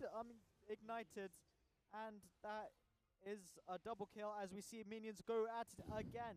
Turret helping out this time. A Fluff Drops a almost blue did it again. melee. He's gonna drop the cannon now. A Fluff's minions are hitting the turret a bit more, but a Fluff almost doing it again. He almost managed to fully dodge the fizzle. I'm But- seeing the turret crumble right now. I think that's half HP. Yeah. A Fluff going for a pickaxe. Not enough money to once again complete a full buy, and he picks up some health pots. Oh wait, Meanwhile, that's much lower than Shiv half. Foxglove has gone for plated steel caps, so more armor and reducing the damage of auto attacks. However, a lot of Zed's damage is coming from abilities, but you do see that he takes a lot less damage than he did before he came back. The armor itemization helping immensely. Even if they kill each other, they cannot afford that as Fizz's turret is really low and minions might be able to win it out if Yeah, the wave no. is not in his favor. 3-3, but Zed with the better CS and therefore better XP. Fizz gets a nice trade there, though. He gets a trade off, gets some damage dealt without a response from a Fluff. good. Fizz But oh, instantly tanked immediately. the damage a- the Zed is dealing is just so much more. Yep. 11 just now for Fizz, while Zed may be close to level 12. Fluff's ignite up as well, while Shiv Foxglovers isn't just yet. This turret may fall if Fizz dies right now. Fizz is low. Chomper comes out, but Fizz can't follow it up because the shuriken damage is just too much. He heals up, but a Fluff, like, one more. Here comes the Ooh. engage and immediate dip out because it's too risky. That's what Fizz does. Zed level 12.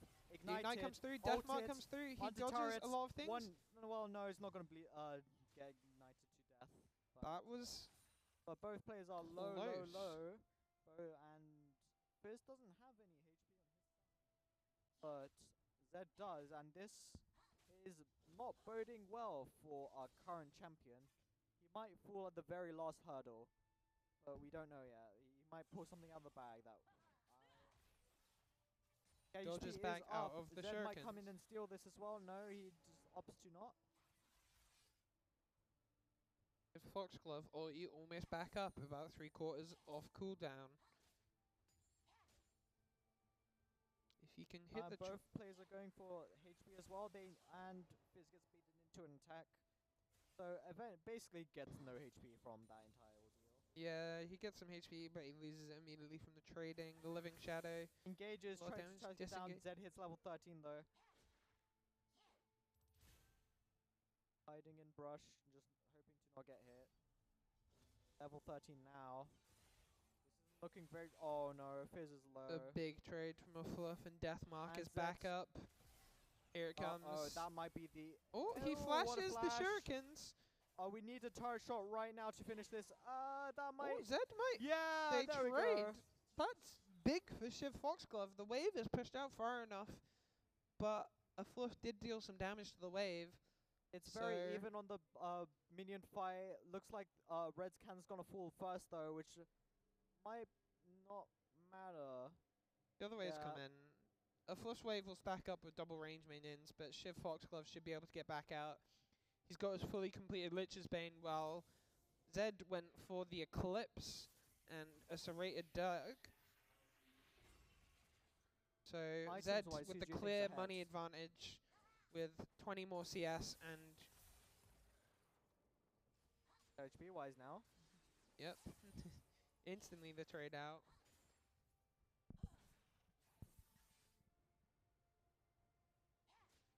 The game is now slow to a crawl as players just farm CS. Scared of each other as assassins are in case they get chunked like that.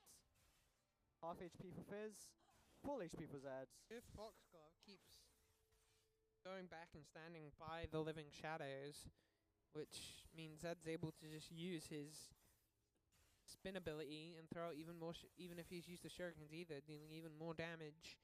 A good death mark here from a Fluff with his ignite up could spell the end for Shiv Foxglove. Remember, these minions actually do damage now. This turret may fall if Shiv Foxglove is not careful with clearing out the wave. Wait, Zed A lot has of damage. Fizz has been ignited. This The might fall. The Eclipse He needs proc to farm though, minions or he'll die. It's over. it's all 30 over. seconds A on Fluff the respawn. will be Our able to champion end has that. fallen. Once that cannon is gone, we're going to see Zed, a floof, drop the turret. The and Eclipse we there, now- a really smart buy.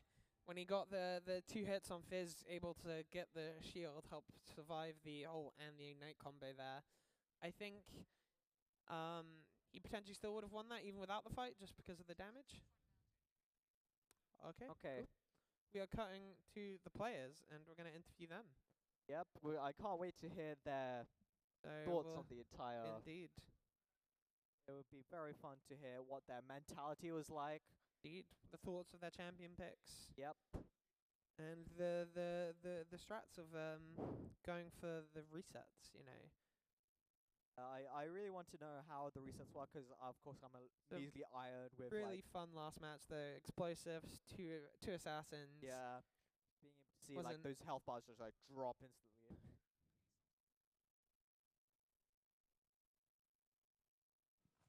Hello. So, first of all, how do you feel? Should have not went Wardens first. So I went Zonia's. Tried the new tech. It sucks in the Z. Yeah, you were dodging a lot of the skill shots, but the wardens, really? I mean, it did block like 700 damage. So It did, but like in the grand scheme of things, was that really that much? no, against when a I set did Zonia's lethality. pedal, I just lived.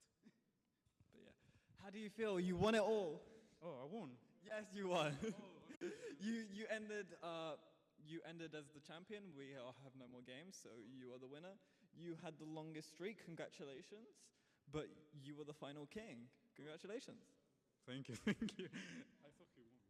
All right. Thank you, everyone, for coming. This has been really fun. Bye-bye.